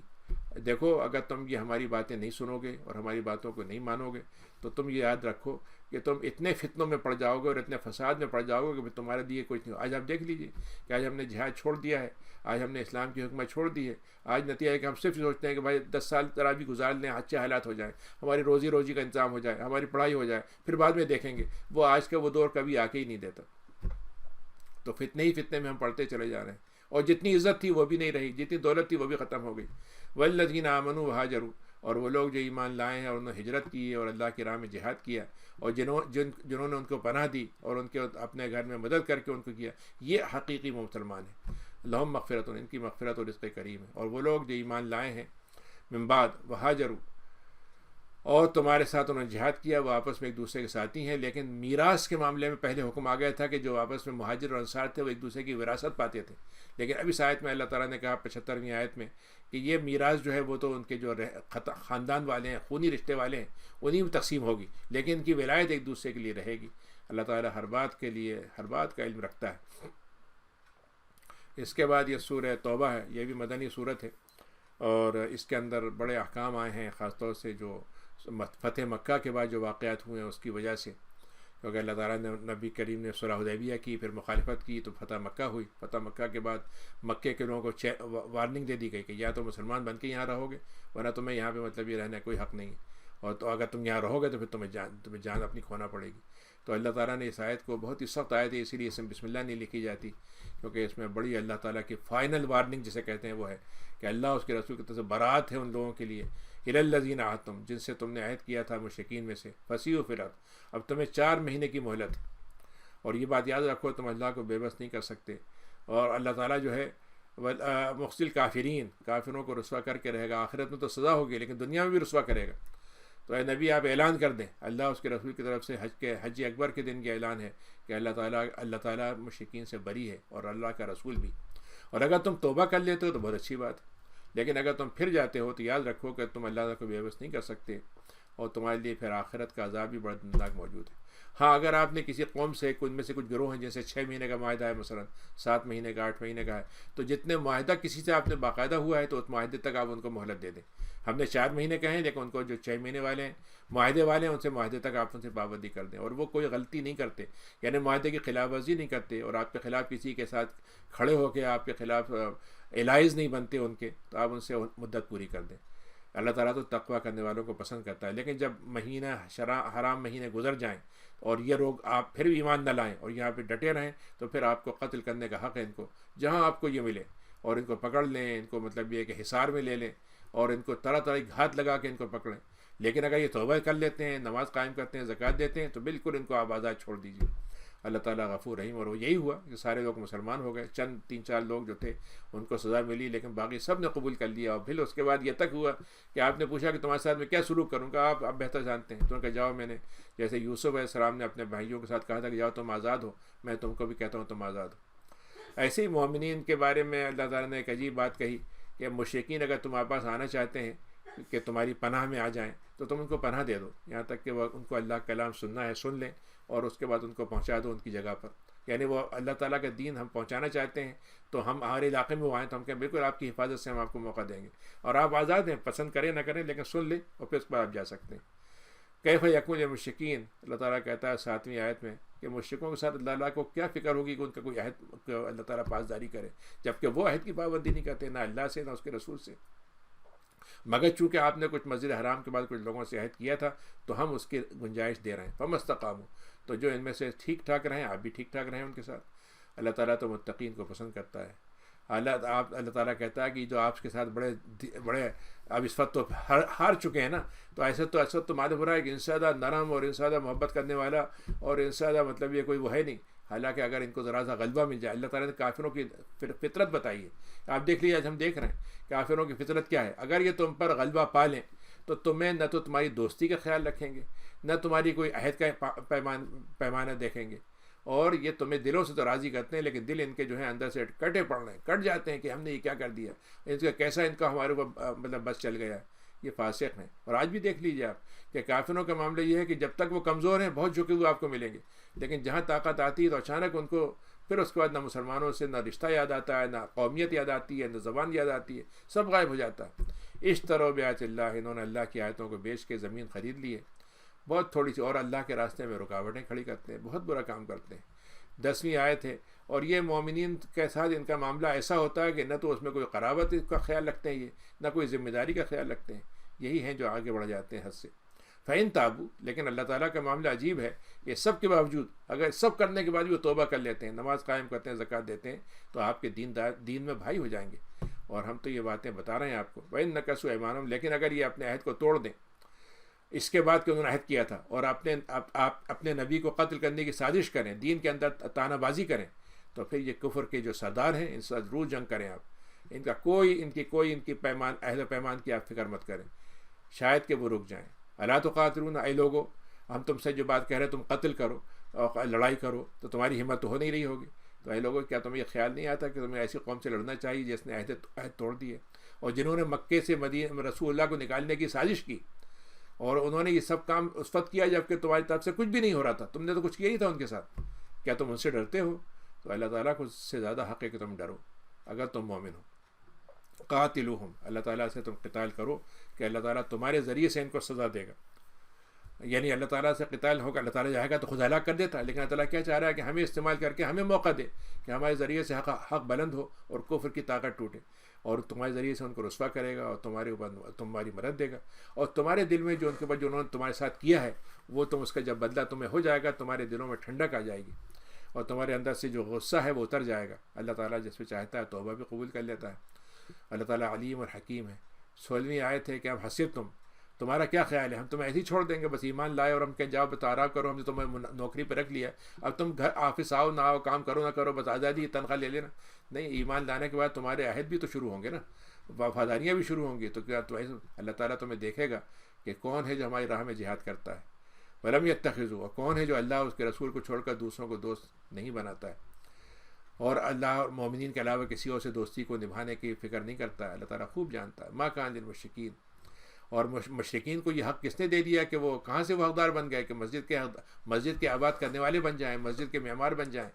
جی اللہ تعالیٰ، اور جب کہ وہ کفر کے بات کو خود دھڑلے سے کہتے ہیں، ان کے تو کچھ اعمال کی قیمت ہی نہیں ہے، ہمیشہ جہنم میں رہنا ہے. اللہ کے گھروں کا 18ویں آیت میں کہ اللہ کے گھر کو کون آباد کرے. 7:30 ہو گئے ہیں، جہاں بھی آپ مناسب سمجھیں وہاں پہ اس کو. تو جو اللہ تعالیٰ نے کہا کہ جو اللہ کی مسجدوں کا آباد کرنے والے تو وہ ہوتے ہیں جو ایمان رکھتے ہیں، آخرت پر ایمان رکھتے ہیں اور نماز قائم کرتے ہیں، زکوٰۃ دیتے ہیں، اللہ کے علاوہ کسی سے نہیں ڈرتے. فَأُولَٰئِكَ يَكُونُونَ مِنَ الْمُهْتَدِينَ، یہی وہ لوگ ہیں جو ہدایت پہ چلیں گے. پھر اللہ نے ایک عجیب اصول یہاں بتایا ہے کہ کیا تم یہ سمجھتے ہو کہ تم نے حاجیوں کو پانی پلا دیا، مسجد حرام کو شاندار سنگ مرمر سے آباد کر دیا، اس میں سونے کی چیزیں لگا دیں، تو بس اللہ کیا تم چہیتے ہو گئے؟ اللہ تعالیٰ تم سے اس سے پہلے یہ دیکھے گا تم اللہ پر ایمان لاتے تھے آخرت پہ کہ نہیں، اور جہاد کرتے تھے کہ نہیں تھے. اگر تم نے جہاد کو چھوڑ دیا تو ہمارے گھر کو تم سونے سے بنا دو، ہمیں کوئی فرق نہیں پڑتا. یہ دونوں چیزیں اللہ کے یہاں برابر نہیں ہو سکتی. الذین آمنوا، لیکن وہ لوگ جو ایمان لائے ہیں، جہاد کیا ہے، ہجرت کی ہے، جہاد کیا ہے مال سے جان سے، ان کا درجہ اللہ کے یہاں بہت بڑا ہے اور وہ کامیاب ترین لوگ ہیں. یبشرہم، ان کو اللہ تعالیٰ رحمت کی بشارت دے گا، جنت کے مرضی کی رضامندی کی جنت دے گا، جنتوں کی دے گا، اور ایسی نعمتوں کا جو ہمیشہ رہیں گی، وہاں ہمیشہ رہیں گے. اللہ تعالیٰ کے پاس ان کے لیے بڑا اجر ہے. اے ایمان والو، یہاں تک صفہ بسی پورا کر لوں کہ اے ایمان والو دیکھو، اللہ کے مقابلے میں اگر تمہارے باپ دادا تمہارے لیے رکاوٹ کھڑی کرے تو ان کو اپنا دوست مت بناؤ. تمہارے بھائی اگر اسلام کے خلاف ہو جائے تو ان کے ساتھ دوستی مت کرو اگر وہ کفر پر کو ایمان پر ترجیح دے دیں. اور جنہوں نے ان کے ساتھ دوستی نبھا لی تو پھر تو ظالم ہو گئے وہ. اور اے نبی، آپ ان سے فرما دیں کہ اگر تمہارے باپ، تمہارے بیٹے، تمہارے بھائی، بیویاں، شوہر، اور تمہارا خاندان اور تمہارے مال جن کو تم نے کمایا ہے، اور تمہاری تجارت جس کا تمہارا خیال یہ ہے کہ تم اللہ کی راہ میں گئے تو خسارے میں چلی جائے گی، یا تمہارے گھر جس میں رہنا تمہیں بڑا محبوب ہے، اور یہ ساری چیزیں اللہ اس کے رسول سے بڑھ کر تمہیں محبوب ہو جائیں اور اللہ کی راہ میں جہاد کرنے سے بڑی ہو جائیں، تو پھر ذرا سا ایک مہلت ہم تمہیں دے دیتے ہیں. بس وہ مہلت کا مسئلہ یہ ہے کہ اللہ کا حکم بس آتا ہی آتا ہے، اللہ تعالیٰ فاسقوں کو ہدایت نہیں دیتا. یہ آیت نمبر 24 تک ہو گئی نا؟ جی ہاں، الحمدللہ 24 تک ہو گئی.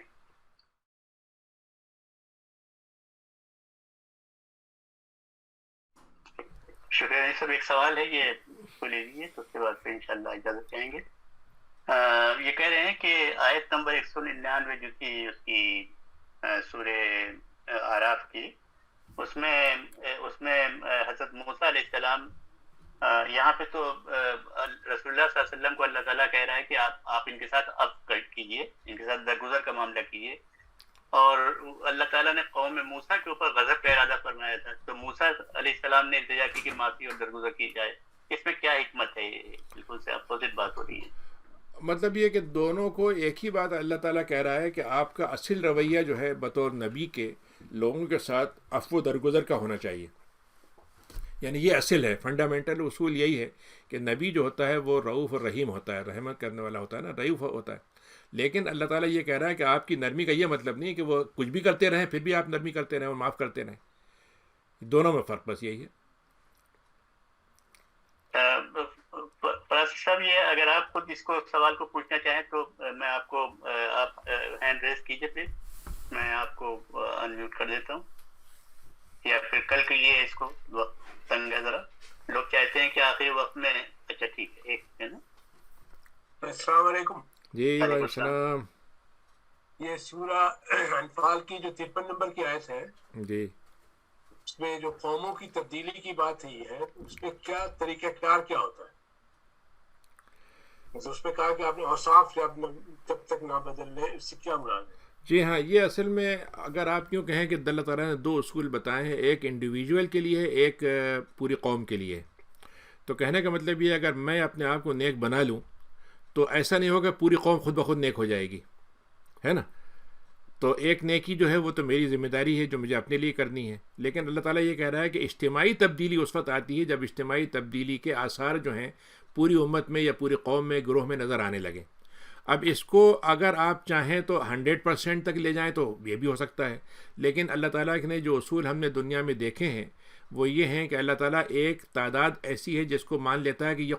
قوم پوری رغبت میں نہ صحیح لیکن بڑی تعداد قوم کی مان رہی ہے. یعنی میرا اپنا اس میں فارمولہ ہے کہ 33% جو ہے وہ اللہ تعالیٰ کے یہاں ریکوائرمنٹ ہے منیمم. یعنی اتنی تبدیلی کی خواہش 33% لوگوں میں جو ہیں اتنے پیدا ہو جائے گی تو پھر اللہ تعالیٰ قوم کے اندر وہ تبدیلی لے آ سکتا ہے جس میں ذلت سے عزت آ جائے اور کامیابی سے ناکامی سے کامیابی طرف کا سفر شروع ہو جائے. اللہم انا نسألک العفو والعافیہ فی الدنیا والآخرہ. اللہ تعالیٰ شاہین صاحب کی ان کی بہن کے لیے ہمشیرہ کے لیے بہتر معاملہ فرما، صحت کا، عافیت کا، اور ہم سب کے لیے جو بھی بیمار ہیں ان کو شفایا فرما، جو ضرورت مند ہیں ان کی ضرورتوں کو پورا فرما،